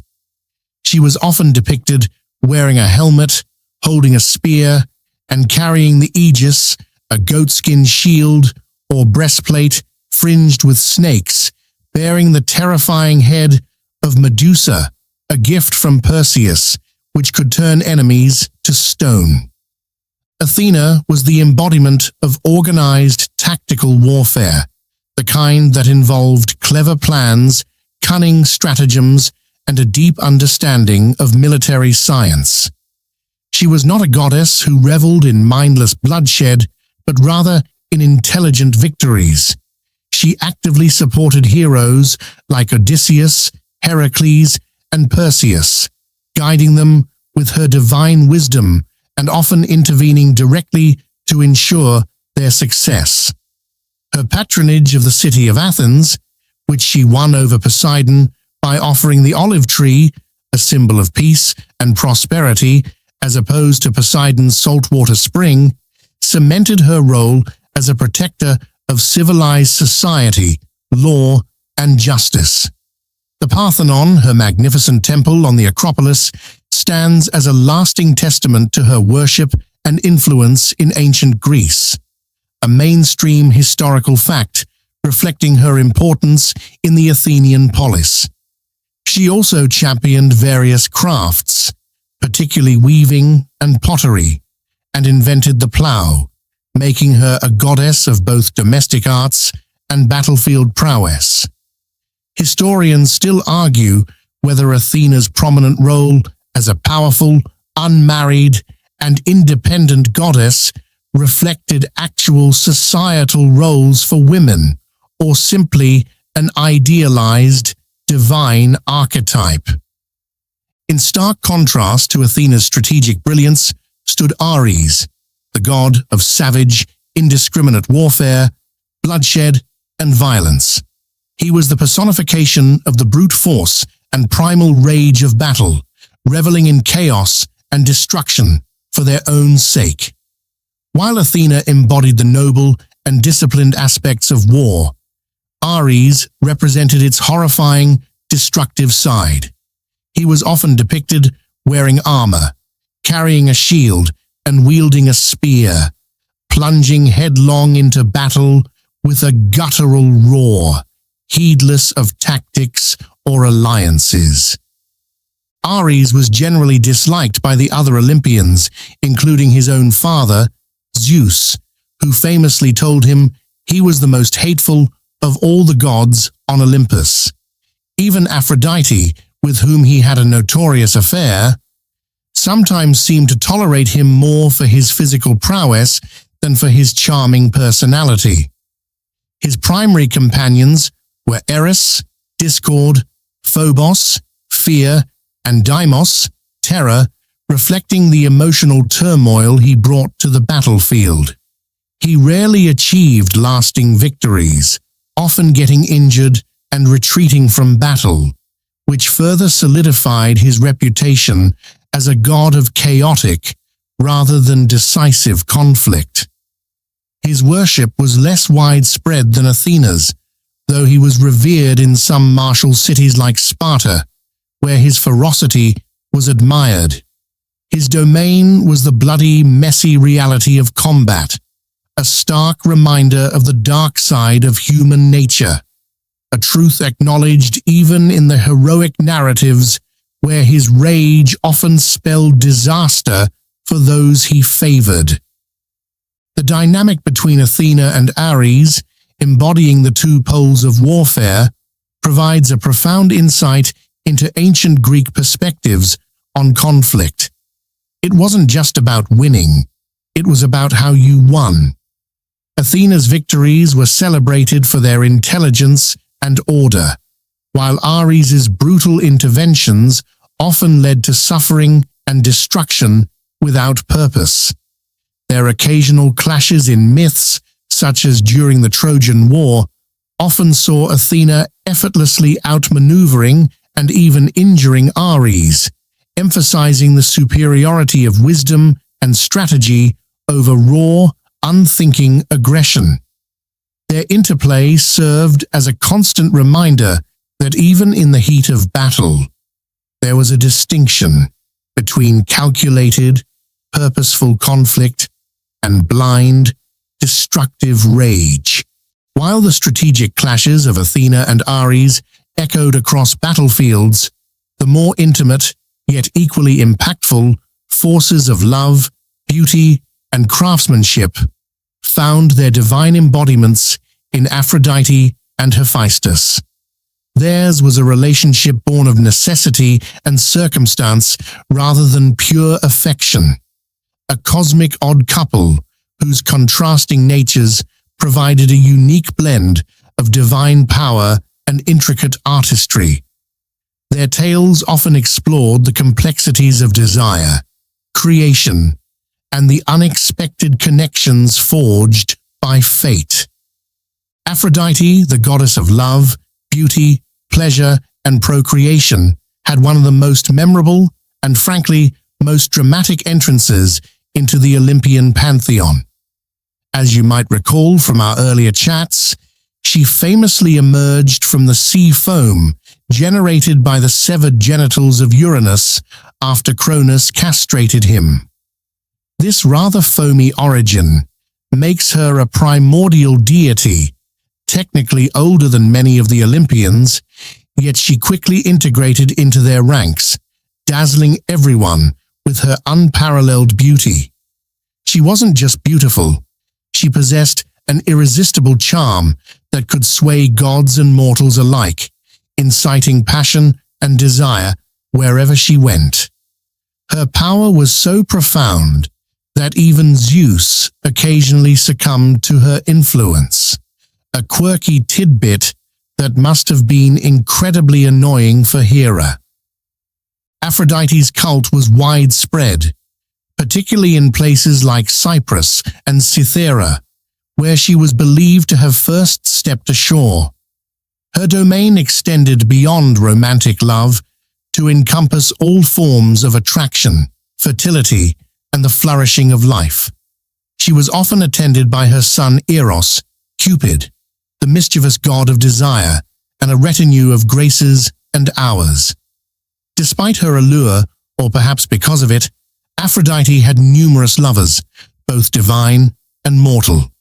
Her most famous affair was with Ares, the god of war, a passionate and illicit union that produced several children, including Harmonia, Harmony, and Phobos, fear, an interesting paradox of love and discord.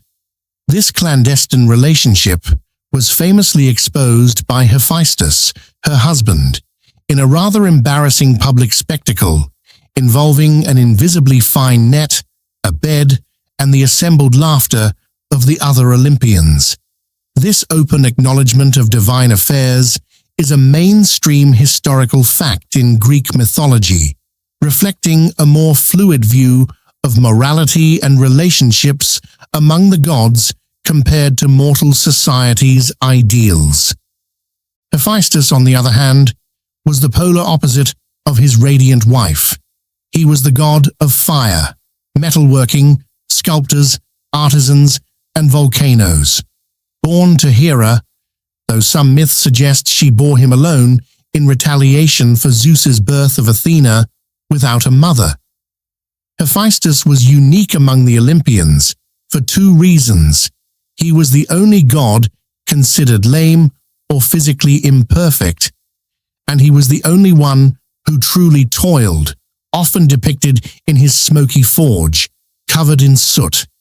Hera, ashamed of his deformity, famously cast him from Mount Olympus as a newborn, or alternatively, Zeus hurled him off after he sided with Hera in a marital dispute. He fell for an entire day, landing on the island of Lemnos, where he was nurtured back to health and learned his incredible craft. Despite his physical disability, Hephaestus was a genius craftsman, revered for his immense skill and ingenuity. He forged the magnificent weapons and armor for the gods, including Zeus's thunderbolts, Poseidon's trident, and Hermes's winged sandals. He built the glittering palaces on Olympus, created animated automatons to assist him and crafted intricate jewelry and wondrous mechanical devices. His workshop, often located beneath volcanoes, was a place of fiery creation and brilliant innovation. His calm, diligent nature and extraordinary skill stood in stark contrast to the often frivolous and dramatic antics of his fellow gods. Their marriage, an arrangement made by Zeus to prevent the other gods from fighting over Aphrodite, or as a reward for Hephaestus helping Hera, was predictably a strange pairing. The most beautiful goddess married to the most physically unappealing god. While Aphrodite often sought comfort in the arms of Ares, Hephaestus, despite the heartbreak, continued his work, embodying dedication and the transformative power of creation. He represented the dignity of labor and the beauty found in craftsmanship, proving that true worth lay not in superficial appearance, but in skill and character. Historians still argue whether Hephaestus's physical imperfection symbolized the arduous nature of manual labor or represented an outlier in the otherwise perfect aesthetics of the Olympian gods. Their contrasting lives, Aphrodite, the embodiment of effortless allure and transient desire, Hephaestus, the symbol of painstaking creation and enduring skill, underscored the diverse forces that shaped both the divine and mortal realms. Beyond the grand powers of the sky, sea, and underworld, and the dramatic interplay of war and love, the Olympian pantheon also included deities whose domains were intimately connected with the daily rhythms of mortal life, bridging the gap between divine authority and human necessity. Among these crucial figures were Hermes, the swift messenger and clever trickster, and Demeter, the benevolent bringer of the harvest, whose very moods dictated the abundance or scarcity of life on earth. Hermes, son of Zeus and the nymph Maia, was a god of astonishing versatility and perpetual motion. Even as an infant, he displayed remarkable precocity, stealing Apollo's cattle within hours of his birth, and then inventing the lyre from a tortoise shell to appease his infuriated brother. This quick-witted, charming, and sometimes mischievous nature defined him. He quickly became the messenger of the gods, identifiable by his winged sandals, talaria, winged cap, petasos, and the caduceus, a staff entwined with two snakes, symbolizing his diplomatic and persuasive abilities. He was the only god who could freely travel between Olympus, the mortal world, and even the underworld, acting as a crucial intermediary in divine affairs. His role as a divine herald is a mainstream historical fact, echoing the importance of messengers and diplomacy in ancient societies. But Hermes was far more than just a divine postman. He was also the god of travelers, merchants, thieves, athletes, and herdsmen. His cunning mind made him the patron of trickery and deceit, often using his cleverness to achieve his goals, whether it was helping heroes or engaging in playful mischief.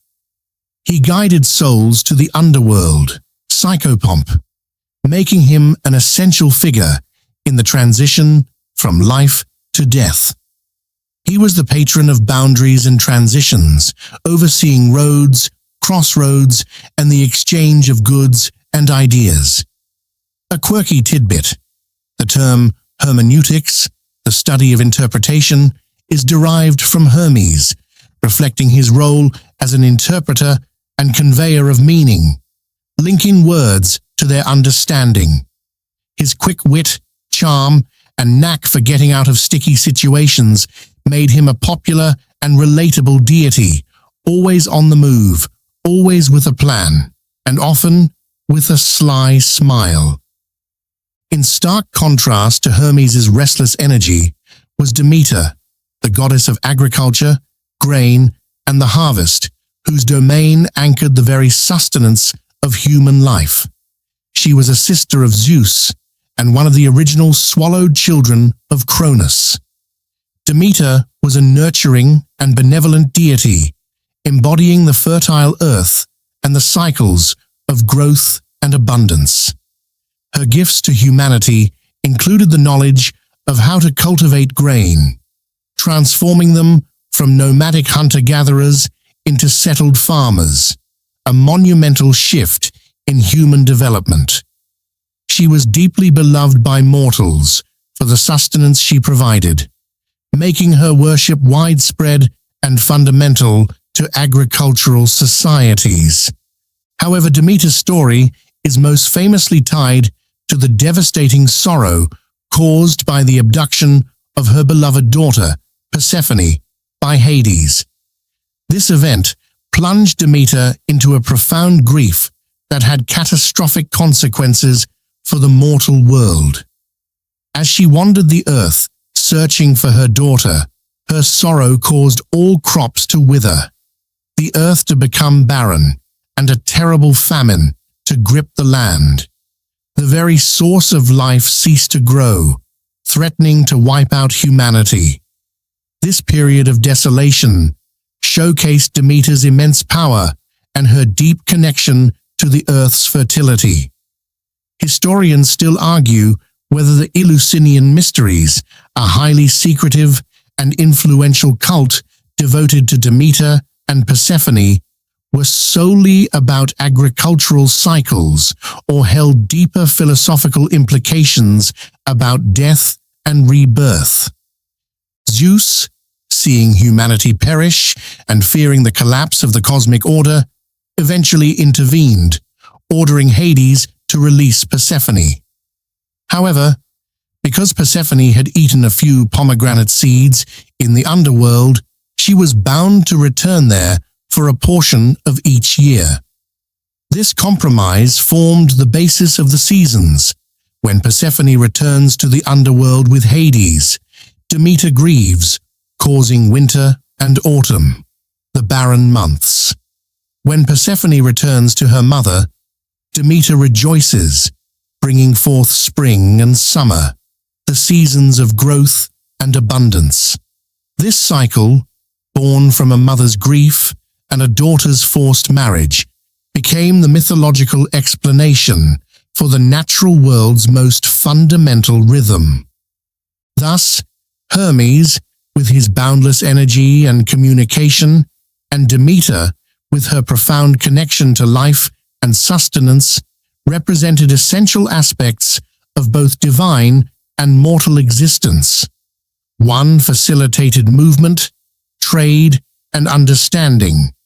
The other embodied the very foundation of civilization through agriculture and the cyclical nature of life, death, and rebirth.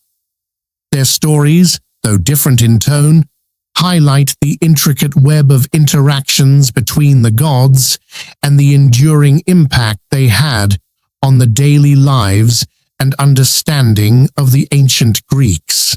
Continuing our tour through the diverse and often tumultuous lives of the Olympians, we come to two deities whose realms blurred the lines between joy and madness, life and death, and whose stories were deeply intertwined with the cycles of nature and the mysteries of transformation. Dionysus, the god of wine, revelry, and ecstasy, and Persephone, the queen of the underworld and goddess of spring growth. Their tales, though seemingly disparate, both explored profound changes and the intoxicating power of the natural world. Dionysus, the last Olympian to be admitted to the pantheon, had a rather dramatic and unique birth story that set him apart from his brethren. He was the son of Zeus and Semele, a mortal princess of Thebes. Hera, ever the jealous wife, tricked Semele into asking Zeus to reveal himself in his true divine form, knowing that no mortal could survive such a sight. Zeus, bound by an oath, had no choice but to comply, and Semele was incinerated by his divine lightning. However, Zeus managed to snatch the unborn Dionysus from her womb and sew him into his own thigh, carrying him to term. When Dionysus was finally born from Zeus's thigh, it was a truly quirky tidbit, symbolizing his dual nature, part divine, part mortal, born of fire and earth. He was then raised in secret by nymphs and satyrs, growing up away from the direct influence of Olympus. Dionysus was the god of wine, winemaking, grape cultivation, fertility, ritual madness, religious ecstasy, and theater. He represented the intoxicating, liberating, and sometimes dangerous aspects of life, embodying the release of inhibitions and the primal connection to nature. His followers, particularly the Maenads and satyrs, engaged in ecstatic rites, wild dances, and sometimes even frenzied acts of violence, demonstrating the untamed power he represented. He often traveled the world, spreading the cultivation of the vine and teaching humanity the joys and dangers of wine. His arrival in various cities was met with both fervent celebration and fierce resistance, highlighting the disruptive nature of his cult, challenging established norms. The development of Greek theater, a mainstream historical fact, is directly linked to the worship of Dionysus. As early dramas evolved from the choral performances and rituals performed in his honor, historians still argue whether the Dionysian cults primarily offered spiritual transcendence or were merely an excuse for wild, unrestrained revelry. His story is often one of acceptance and rejection. He brought immense joy and wisdom, but also madness and destruction to those who denied him or failed to understand his power. He challenged preconceived notions of order and civilization, ushering in a more primal, emotional form of spirituality. Now let's pivot to Persephone, whose story, though tied to a different kind of transformation, is equally central to the cycles of life and renewal. As we touched upon earlier, Persephone was the beautiful daughter of Demeter, the goddess of the harvest, and Zeus. She was the embodiment of spring and youthful abundance, playing in flowery meadows, radiating life and joy. Her story, however, takes a dark turn with her abduction by Hades, the grim king of the underworld. Hades, struck by her beauty, pulled her down into his shadowy realm, making her his queen. Demeter's inconsolable grief plunged the world into a perpetual winter, threatening all life until Zeus intervened. A compromise was reached. Persephone would spend 2/3, or sometimes half, depending on the myth, of the year on Earth with her mother, bringing forth spring and summer, and 1/3 or half in the underworld with Hades, during which time the Earth would experience autumn and winter. This cyclical journey of Persephone, descending into the realm of the dead and then returning to the light, became the profound mythological explanation for the seasons and the continuous cycle of life, death, and rebirth in nature. She transformed from a naive maiden of spring into the formidable queen of the underworld, a deity who understood both the vibrant joys of life and the solemn mysteries of death. She was not just Hades' consort, but a powerful ruler in her own right, overseeing the souls of the departed and possessing authority over the chthonic realms. The Eleusinian mysteries, remember them?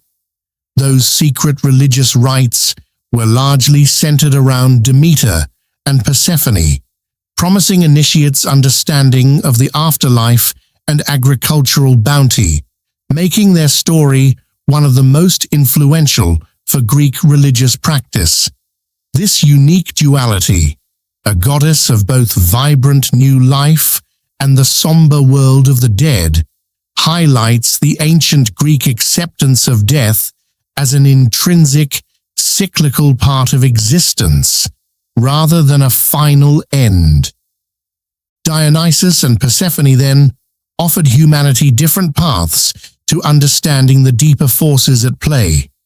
Dionysus, through ecstatic release and the cultivation of inner joy. Persephone, through the quiet acceptance of death as a prelude to rebirth. Both gods represented transformative experiences, reminding mortals that life was a constant interplay of light and shadow, growth and decay, a dance between the vibrant chaos of the vine and the solemn silence of the earth. After establishing the grand cosmic order and populating it with their divine family, the Olympians began to interact more directly with the mortal world, often in ways that spawned heroes whose deeds would echo through eternity, shaping the very fabric of Greek civilization. Among these demigods, none is more iconic, more burdened by fate, or more famously known for his incredible strength and impossible feats than Heracles, or as the Romans knew him, Hercules. His life was a testament to suffering, perseverance, and the often cruel whims of divine power, particularly the relentless animosity of Hera. Heracles was the son of Zeus and Alcmene, a mortal woman, making him yet another unfortunate target of Hera's furious jealousy. From the moment he was conceived, Hera sought to destroy him, recognizing him as a living testament to her husband's infidelity. She even sent 2 serpents to his cradle when he was an infant, a truly terrifying baby shower gift. But the infant Heracles, already possessing prodigious strength, famously strangled them with his bare hands, a clear sign of his extraordinary destiny. It's a quirky tidbit that a baby could do that, but then again, his father was Zeus. Growing up, Heracles was a figure of immense strength, but also prone to fits of rage. In a fit of madness, brought on by Hera, he tragically killed his wife, Megara, and their children. Overcome with remorse and seeking atonement for this horrific act, he consulted the Oracle of Delphi, who, acting on Hera's subtle influence, commanded him to serve King Eurystheus of Tiryns for 12 years and perform any labors the king might demand. These became the legendary 12 labors of Heracles, a series of seemingly impossible tasks designed to destroy him, or at least break his spirit. These labors were not just tests of strength, but also challenges of wit, cunning, and endurance, taking him across the known world and even into the underworld. First, he was to slay the Nemean lion, whose hide was impenetrable. Heracles famously choked it to death and thereafter wore its skin as his impenetrable armor, which, let's be honest, is a pretty cool outfit. Next was the Linnaean Hydra, a multi-headed serpent that grew 2 heads for every one cut off. With the help of his nephew Iolaus, who cauterized the stumps with fire, Heracles defeated it. Third, he captured the Ceryneian hind, a swift, golden-horned deer sacred to Artemis, a feat requiring immense speed and respect for the gods.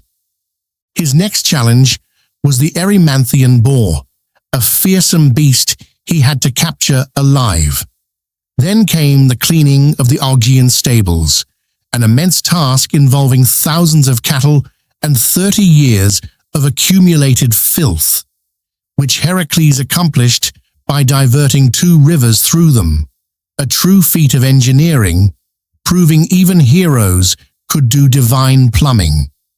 He then drove off the Stymphalian birds, man-eating winged creatures and captured the Cretan bull, a magnificent but destructive beast. The eighth labor was to steal the mares of Diomedes, flesh-eating horses belonging to a Thracian king, a truly dangerous task involving brutal combat. Next, he had to obtain the girdle of Hippolyta, the queen of the Amazons, a task that often turned violent due to Hera's interference.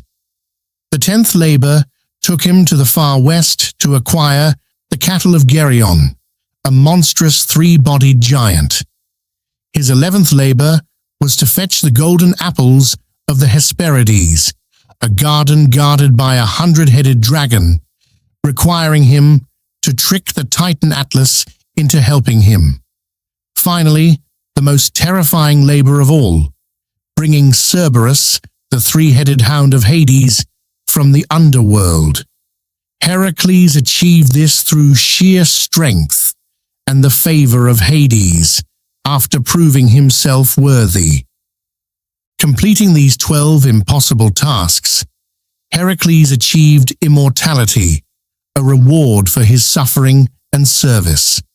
His journey provided a powerful narrative of redemption and the triumph of human or demigod spirit over overwhelming adversity and divine persecution.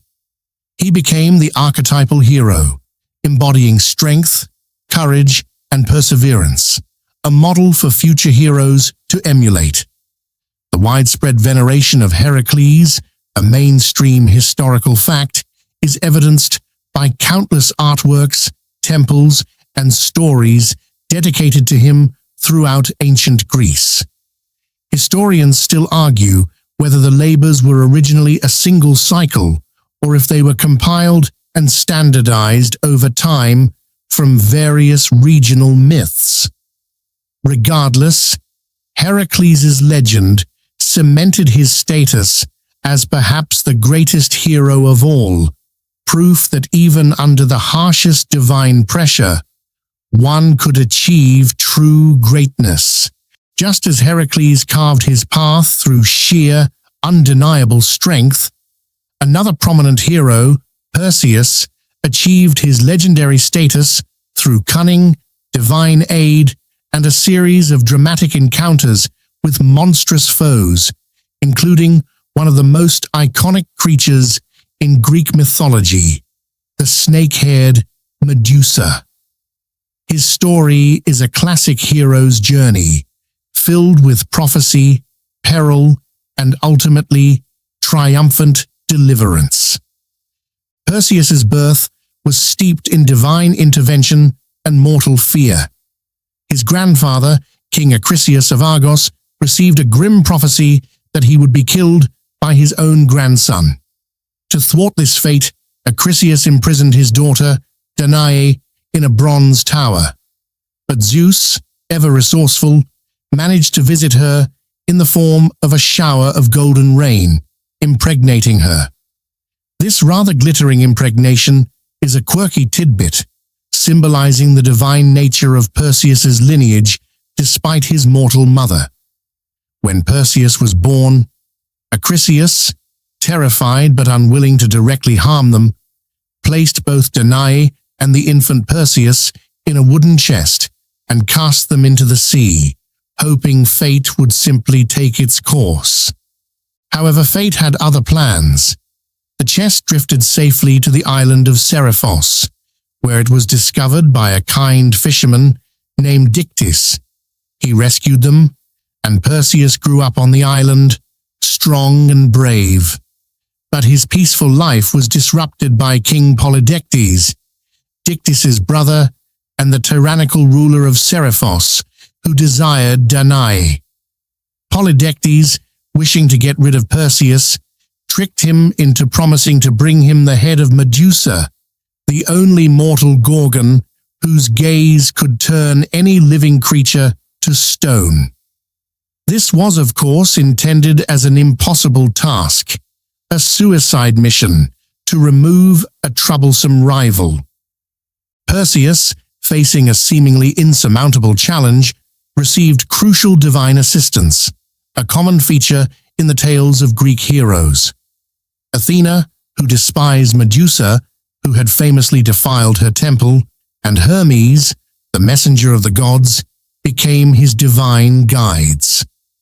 Athena lent him her highly polished shield, which could be used as a mirror to avoid Medusa's petrifying gaze, and Hermes gave him an adamantine sickle or sword, sharp enough to sever Medusa's snake-haired head. But that wasn't all. The gods also instructed him to seek out the Grey, 3 ancient sisters who shared one eye and one tooth. By cleverly snatching their shared eye, Perseus compelled them to reveal the location of the nymphs of the north. This kind of ingenious trickery, rather than brute force, is a hallmark of Perseus's heroism. The nymphs of the north provided him with 3 magical artifacts: the winged sandals of Hermes, allowing him to fly, the cap of darkness of Hades, rendering him invisible, and a kibisis, a special bag to safely carry Medusa's head. Armed with these divine gifts and his own courage, Perseus flew to the lair of the Gorgons. Approaching Medusa, he used Athena's shield as a mirror, carefully avoiding direct eye contact, and with Hermes' sword, severed her head in a single, decisive stroke. From Medusa's neck sprang Pegasus, the winged horse, and Chrysaor, the giant, born from her mingled blood and the sea foam. Medusa's petrifying head remained a potent weapon, which Perseus cleverly stored in his magical bag. On his flight back, Perseus encountered another dire situation. He arrived in the kingdom of Ethiopia, where he found Princess Andromeda chained to a rock, offered as a sacrifice to a sea monster, Cetus, to appease Poseidon, who had sent the monster to punish Queen Cassiopeia's hubris.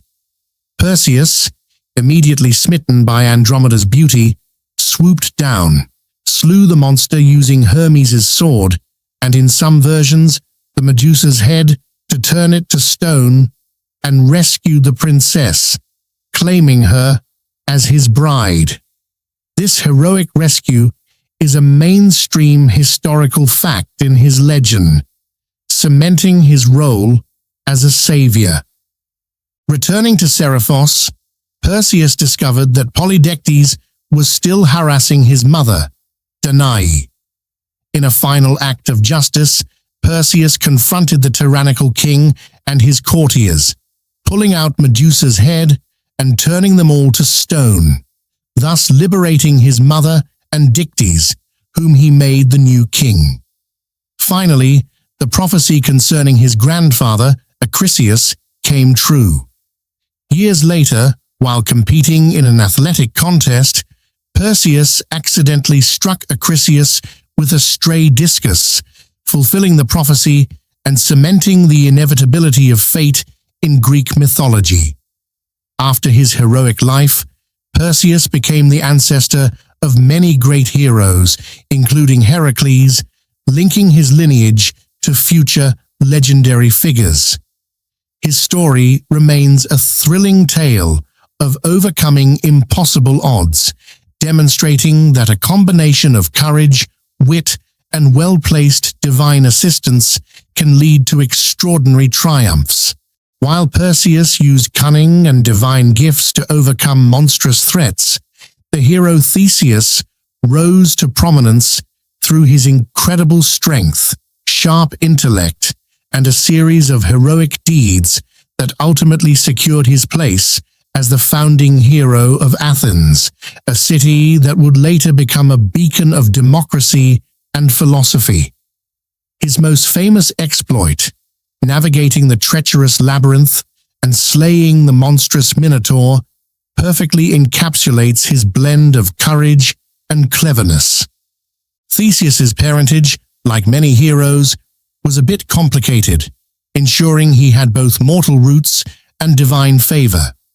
He was the son of Aethra, but his father was famously Aegeus, the king of Athens, and also, secretly, Poseidon, the god of the sea.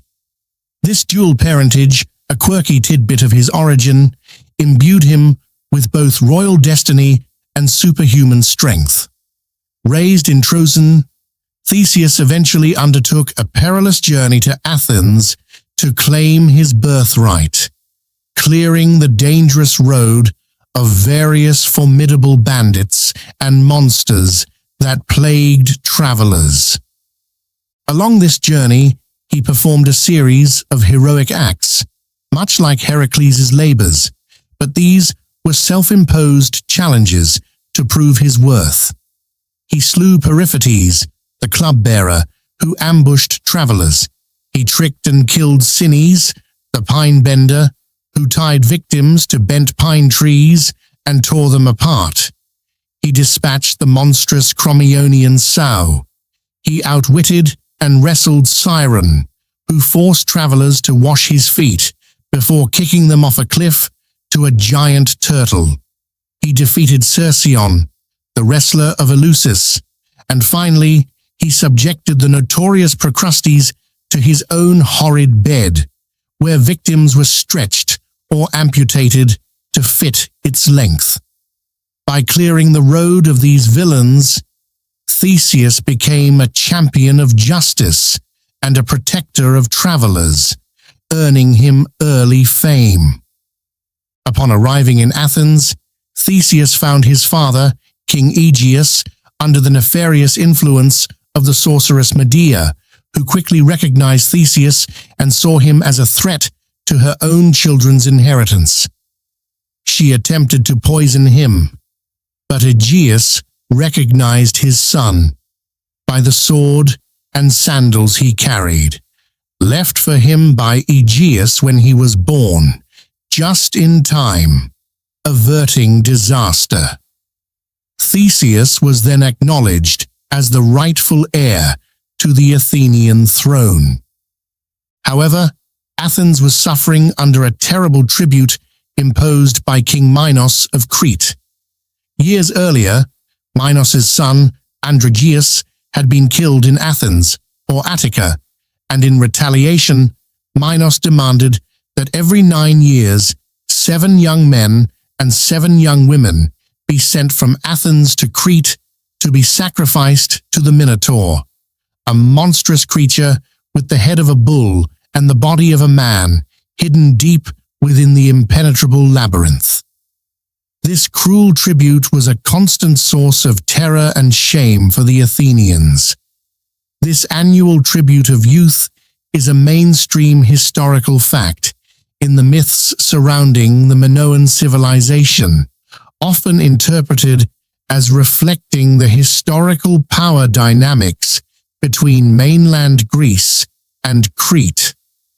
Theseus, outraged by this injustice, volunteered to be one of the sacrificial victims, vowing to slay the Minotaur and end the tribute.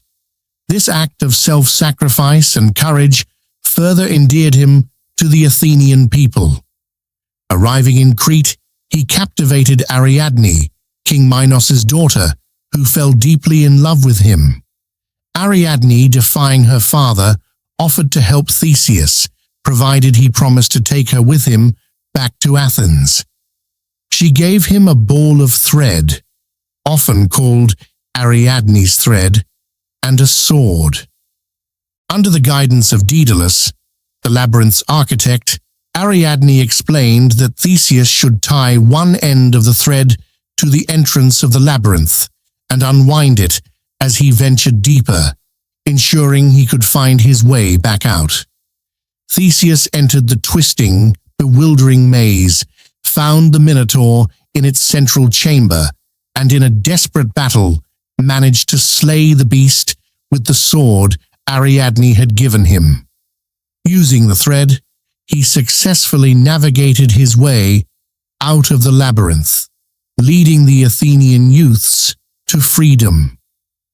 His escape from the labyrinth and the defeat of the Minotaur became a pivotal moment for Athens, freeing them from Crete's oppressive shadow and elevating Theseus to the status of their greatest hero and king. Unfortunately, his return journey was marred by tragedy. In his joy, or perhaps due to divine forgetfulness, Theseus neglected to change his ship's black sails to white, the prearranged signal to his father Aegeus that he had succeeded. Seeing the black sails, Aegeus, believing his son was dead, threw himself into the sea, which was thereafter named the Aegean Sea in his honor. This sad twist, a quirky tidbit of navigational error with monumental consequences, adds a touch of bittersweet irony to Theseus's triumphant return. Theseus eventually became king of Athens, credited with uniting the scattered towns of Attica into a single, powerful city-state, a foundational act for Athenian democracy and a symbol of their unity.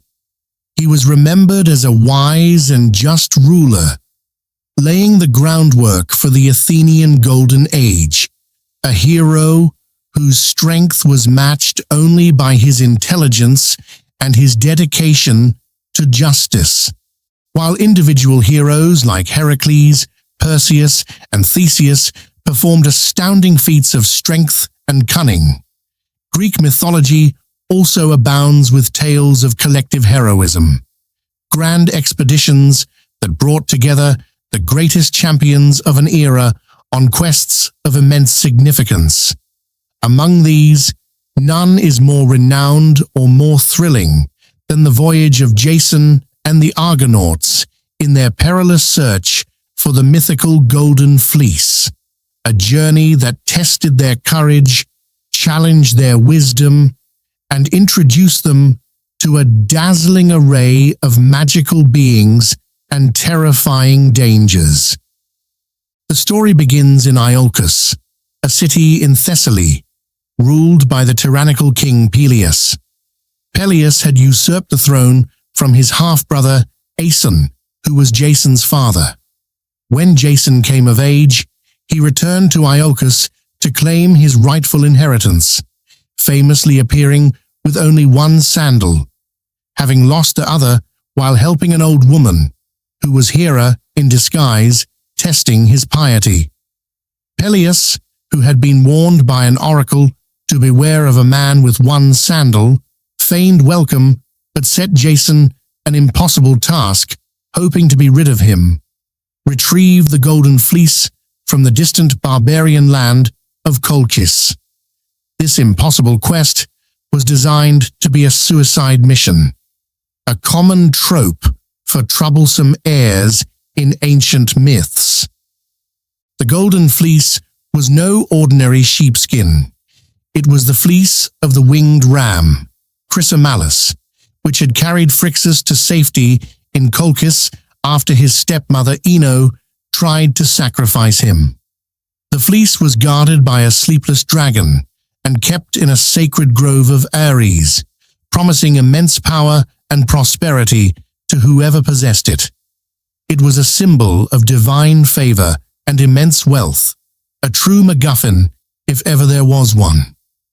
To accomplish this daunting task, Jason gathered an unprecedented assembly of heroes, forming the crew of the magnificent ship, the Argo, from which they derived their name, the Argonauts. This collective of demigods, princes, and legendary figures included luminaries such as the mighty Heracles, though he eventually left the expedition, the twin Dioscuri, Castor and Pollux, the swift-footed Atalanta, in some versions, the blind prophet Phineus, the sharp-sighted Lynceus, and the skilled helmsman Tiphys. Even the great musician Orpheus was there, whose lyre could soothe savage beasts and even stop the very flow of rivers. This gathering of heroes is a quirky tidbit, showcasing the early concept of a supergroup, long before rock bands were a thing. Their voyage was a continuous string of adventures and perils. They first encountered the island of Lemnos, populated solely by women who had murdered all their men, where the Argonauts lingered for a time. They navigated the clashing rocks, Symplegades, two enormous cliffs that smashed together, destroying any ship that dared to pass. Only with the aid of Athena, and by sending a dove through first, timing their passage perfectly, did the Argo manage to squeeze through, sealing the rocks forever in their place. They rescued the blind prophet Phineus from the torment of the Harpies, winged monsters who constantly snatched his food, and in return, Phineus guided them on the safest route to Colchis. Finally, after many trials and tribulations, the Argonauts arrived in Colchis, the kingdom of King Aeetes, who was understandably reluctant to part with his prized golden fleece. Aeetes agreed to give Jason the fleece, but only if he could complete a series of impossible tasks. These included yoking fire-breathing bulls, ploughing a field, sowing it with dragon's teeth, which sprang into armed warriors, and then defeating these earthborn men. It was at this point that Medea, King Aeet's daughter, a powerful sorceress and priestess of Hecate, fell desperately in love with Jason, thanks to the intervention of Hera and Aphrodite, who, let's face it, probably orchestrated the whole thing for the drama. Medea, torn between loyalty to her father and her love for Jason, ultimately chose the latter, betraying her family to help him. She gave Jason a magical ointment to protect him from the fire-breathing bulls and instructions on how to trick the earthborn warriors into fighting each other. With her potent magic, she also helped him lull the sleepless dragon guarding the fleece into a deep sleep, allowing Jason to seize the golden fleece. This crucial role of a powerful female helper in the hero's quest is a mainstream historical fact in many ancient narratives, from Gilgamesh to the Odyssey. With the golden fleece secured, Jason and the Argonauts fled Colchis, pursued by Aeetes' forces. Medea, in a horrific act to delay her father, murdered her own brother Apsyrtus, dismembering his body and scattering his remains in the sea, forcing Aeetes to stop and collect them. Their return journey was just as fraught with danger, involving encounters with the Sirens, whom Orpheus managed to outsing, Scylla and Charybdis, and other mythical obstacles, a perilous route that mirrored Odysseus's later wanderings. Upon their return to Iolcus, Jason found that Peleus had driven his father, Aeson, to suicide. Medea, with her dark sorcery, exacted revenge by tricking Peleus' daughters into dismembering him, promising to restore his youth. While Jason achieved his quest, his life with Medea would ultimately end in tragedy and betrayal, a grim reminder that not all heroic tales have happy endings. The quest for the Golden Fleece remains a monumental tale of adventure, sacrifice, and the enduring power of ambition, showcasing the incredible feats achievable when gods and heroes unite for a common, albeit often self-serving, goal. Having navigated the perilous seas with Jason and the Argonauts, our mythological journey now turns to the grandest and most enduring conflict in all of Greek mythology, the Trojan War. This epic struggle, a decade-long siege of the mighty city of Troy, was not merely a clash of human armies, but a profound entanglement of divine will, heroic prowess, and mortal folly, setting the stage for some of the most famous legends of all time, including Achilles, Hector, and the legendary Trojan horse. The roots of the Trojan War stretch back to a wedding, believe it or not. The sea nymph Thetis was marrying the mortal king Peleus, a seemingly joyous occasion attended by all the gods, except one. Eris, the goddess of discord, wasn't invited, and feeling quite put out, as goddesses of discord tend to be, she tossed a golden apple inscribed "To the fairest" into the midst of the feast. This seemingly innocuous act, a quirky tidbit of divine spite, sparked a monumental quarrel among Hera, Athena, and Aphrodite, each claiming the apple for herself. Zeus, unwilling to choose and face the wrath of two scorned goddesses, wisely, or perhaps cowardly, delegated the judgment to a mortal, Paris, the Prince of Troy, who was then living as a shepherd on Mount Ida. Each goddess offered Paris a bribe. Hera promised him power and a vast kingdom. Athena offered wisdom and military glory, and Aphrodite, ever the charmer, offered him the most beautiful woman in the world. Paris, perhaps unsurprisingly, chose Aphrodite's bribe, and she promised him Helen, the wife of King Menelaus of Sparta. Now, Helen wasn't just any beautiful woman. She was famously known as Helen of Troy, or Helen of Sparta, the most beautiful woman in the world, and her abduction, or elopement depending on the version, by Paris sparked the furious rage of Menelaus and his powerful brother Agamemnon, the king of Mycenae and the most powerful ruler in Greece. This act of perceived insult and broken hospitality served as the immediate catalyst for the war. The historical existence of Troy and a real conflict in the late Bronze Age is a mainstream historical fact, supported by archaeological evidence, though the mythological details, naturally, are far grander. Agamemnon, determined to retrieve Helen and avenge his brother's honor, rallied all the Greek, Achaean kings and heroes under his command. This grand alliance included such legendary figures as the mighty Achilles, the greatest warrior of all, almost invincible save for his heel, the cunning and intelligent Odysseus, king of Ithaca, the imposing Ajax the Great, and the wise old Nestor.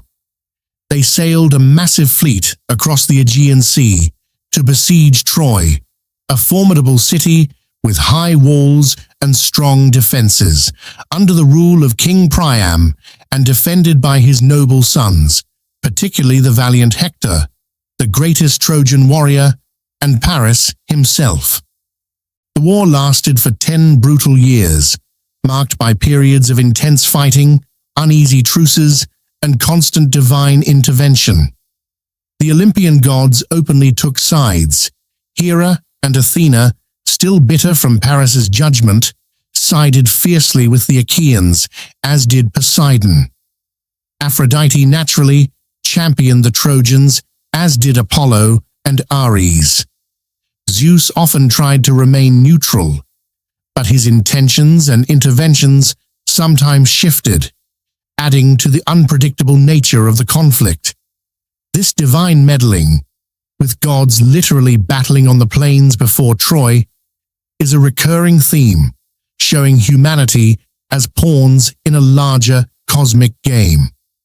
Historians still argue whether the elaborate divine interventions in the Iliad were merely literary devices or reflected genuine beliefs about divine influence on human events. The war saw countless individual duels and heroic deeds. Achilles famously withdrew from battle after a dispute with Agamemnon, leading to significant Achaean losses until the death of his beloved Patroclus brought him back into the fray, unleashing his terrifying wrath upon the Trojans. His duel with Hector, resulting in the Trojan hero's death, and Achilles dragging his body around Troy's walls, is one of the most poignant and brutal episodes of the war. Despite the bravery of Hector and the strength of the Trojan defenses, the Achaeans, after a decade of stalemate, finally resorted to a trick. Under the cunning guidance of Odysseus, the Achaeans built a colossal wooden horse, famously known as the Trojan horse. They left it outside the city gates, seemingly as an offering to Athena, pretending to sail away and abandon the siege. The Trojans, despite the warnings of Laocoon and Cassandra, fell for the ruse. They pulled the massive horse into their city as a trophy, celebrating their supposed victory. However, hidden within the hollow belly of the horse were Odysseus and a select group of the best Achaean warriors. In the dead of night, they emerged, opened the city gates from within, and signaled to the waiting Achaean fleet, who had secretly returned. The fall of Troy was swift and merciless. The Achaeans poured into the city, burning, looting, and slaughtering. King Priam was killed, Trojan women were enslaved, and the once proud city was reduced to ashes. The Trojan War, though a victory for the Achaeans, marked a tragic end to an age of heroes and fundamentally reshaped the world, scattering the surviving heroes on long and arduous journeys home, laying the groundwork for the next great epic. Odysseus's long and perilous voyage back to Ithaca, a testament to the enduring consequences of a decade of war and divine vengeance. After the devastating fall of Troy, a city reduced to smoldering ruins and echoing with the cries of the vanquished, the victorious Achaean heroes, now weary veterans of a 10-year siege, finally turned their ships homeward, eager to return to their kingdoms and families. However, the journey home, known as the Nostoi, the returns, proved to be as perilous, if not more so, than the war itself, fraught with divine wrath, monstrous encounters, and the harsh realities of a world still reeling from such a monumental conflict. And of all these arduous returns, none captured the imagination more, or endured greater trials than the epic, decade-long voyage of Odysseus, the cunning king of Ithaca. Odysseus, whose strategic brilliance had conceived the Trojan horse, believed he was clever enough to outwit even the gods. This hubris, a common flaw in Greek heroes, would cost him dearly. His main tormentor throughout his journey home was Poseidon, the god of the sea, whom Odysseus had deeply offended by blinding his son, the Cyclops Polyphemus. You just don't go around poking out the eyes of a sea god's offspring, especially when that god controls the very waves you need to sail on. This divine grudge is the primary engine of Odysseus's suffering, a mainstream historical fact in his saga.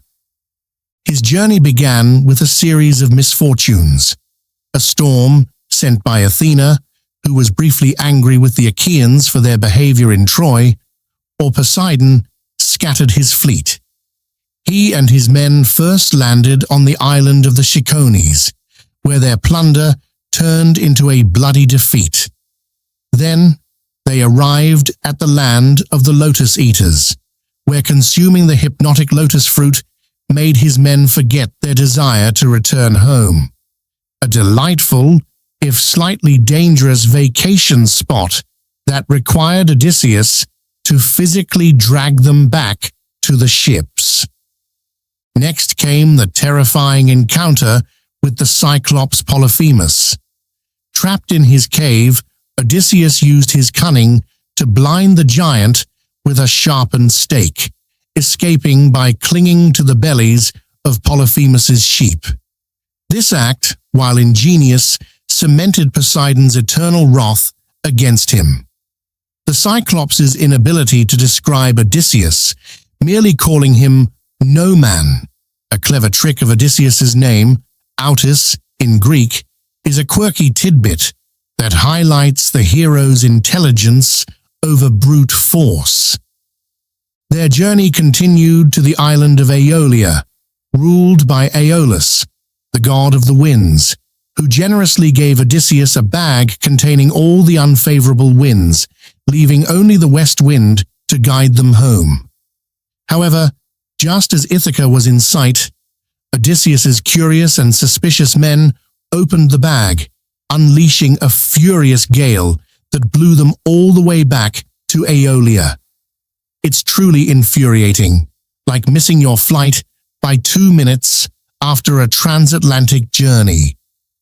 They then faced the monstrous Laestrygonians, a race of giant cannibals who destroyed all but one of Odysseus's ships and devoured most of his remaining crew. From there, they arrived at the island of Circe, a powerful sorceress who transformed many of his men into pigs. With the help of Hermes, who gave him a magical herb called moly, Odysseus resisted Circe's magic and eventually convinced her to transform his men back. He spent a year with Circe, becoming her lover, learning much about the dangers that lay ahead, before finally convincing her to help him continue his journey. To learn his fate, Odysseus had to journey to the very edge of the world and descend into the underworld, the Nekia, where he consulted the prophet Tiresias. Here, he encountered the spirits of famous heroes, including Achilles and Agamemnon, and learned of the challenges that awaited him and the dire state of his home. Upon returning to the world of the living, he navigated the perilous strait between Scylla and Charybdis. Scylla, a 6-headed monster who snatched sailors from their decks, and Charybdis, a monstrous whirlpool that swallowed ships whole. Odysseus skillfully sailed his ship through, losing only 6 men to Scylla. His final major misstep occurred on the island of Thrinacia, where his starving men, despite Odysseus's strict warnings, slaughtered and ate the sacred cattle of Helios, the sun god. Enraged, Helios demanded retribution from Zeus, who subsequently shipwrecked Odysseus's last vessel, leaving him the sole survivor. Washed ashore on the island of Ogygia, Odysseus was held captive for 7 years by the beautiful nymph Calypso, who desperately wanted him as her immortal husband. Though she offered him eternal life and youth, Odysseus yearned for his mortal home and family. Finally, Zeus, prompted by Athena's pity for Odysseus, sent Hermes to order Calypso to release him. Building a raft, Odysseus faced one final brutal storm sent by Poseidon, eventually washing ashore, naked and exhausted, on the land of the Phaeacians.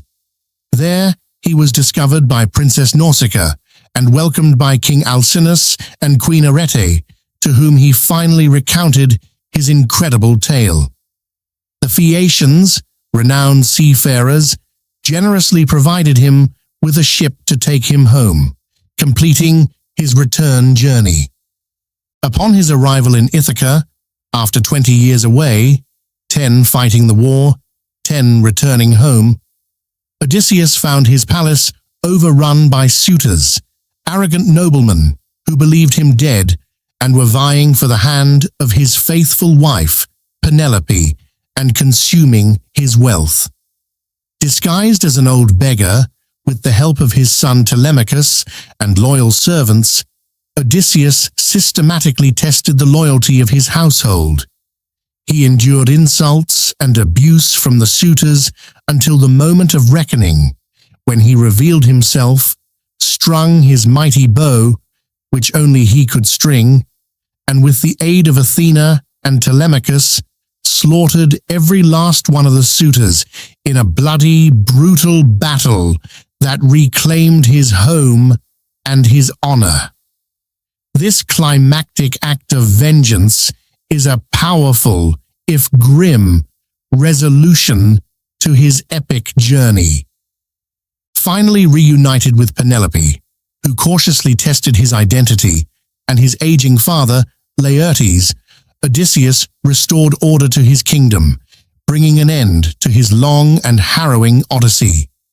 His tale, celebrated in Homer's Odyssey, became a profound meditation on endurance, cunning, identity, and the enduring power of home and family, demonstrating that even the greatest heroes face monumental challenges not just on the battlefield, but on the journey back to themselves.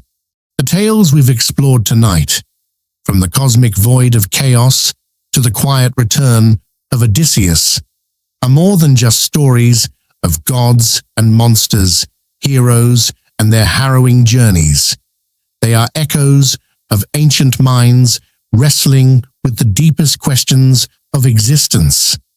They are the grand narratives that shaped how the Greeks understood their world, their place in it, and the unpredictable forces that governed their destinies. Each myth, a shimmering facet in a vast, intricate jewel, offered explanations for the unexplainable. Why the sun rises, why the seasons turn, why humans suffer, and why courage, cunning, and even quiet endurance might just be enough to navigate the chaos. These stories, whispered around campfires, recited by bards in grand halls, and carved into the very stones of temples, weren't just entertainment. They were lessons, warnings, aspirations. They allowed the Greeks to explore their greatest virtues and their deepest flaws, mirrored in the often all-too-human gods on Olympus. From Zeus's thunderous decrees to Pandora's innocent curiosity, from Heracles' brute strength to Odysseus' yearning for home, these characters, larger than life, yet strangely familiar, remind us of our own struggles, our triumphs, and our eternal quest for meaning.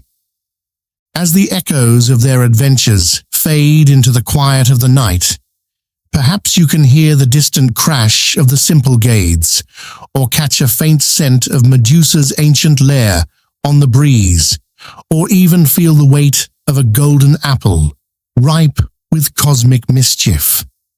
But as the myths settle into the comfortable corners of your mind, remember that even in the most chaotic of beginnings, or the most arduous of journeys, there's always a spark of hope, a glimmer of light, waiting for you to find it.